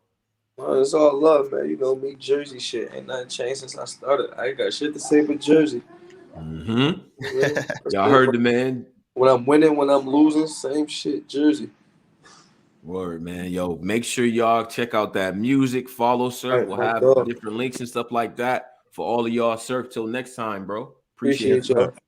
Big time, man. Yeah, yo, that's Tsu Surf, one of the best in the game. Probably the best on stage performer that this culture has, talking to us right here, Black Compass Media, man. Humbled by all of that, man. And I see the comments, man. It'd be a war zone. That's how I know the event was great. Because people having whole art, they don't forgot about us, y'all. They arguing amongst themselves. Niggas in the comments fighting right now. I'm like, but listen, Tone. Every time me and Polo do the bar guys and we say we're gonna do a fan show, niggas don't come up and get their shit off. Why y'all niggas want to be ghosts? Come up and get your shit off on the nigga. What's up? Call somebody out in the chat and get them up there. There's a lot more ladies in here. I see a Rashida, you know what I'm saying? I seen a couple like, yo, shout out to ladies in here too. This is what we need. This is actually what I like. Every event should end in like controversy and people going back and forth and talking. That's a part of it, bro. That's how you know this weekend was successful. But I'm gonna say a couple of things. Make sure you tune in all week. Like they said in the intro, we got a bunch of content coming this week. Yeah, Polo, go ahead, bro. Go ahead. Yeah. Man, I'm a surprise. I'm gonna announce one. You know what I mean? We got Pat Stay tomorrow, and then we got the radio show.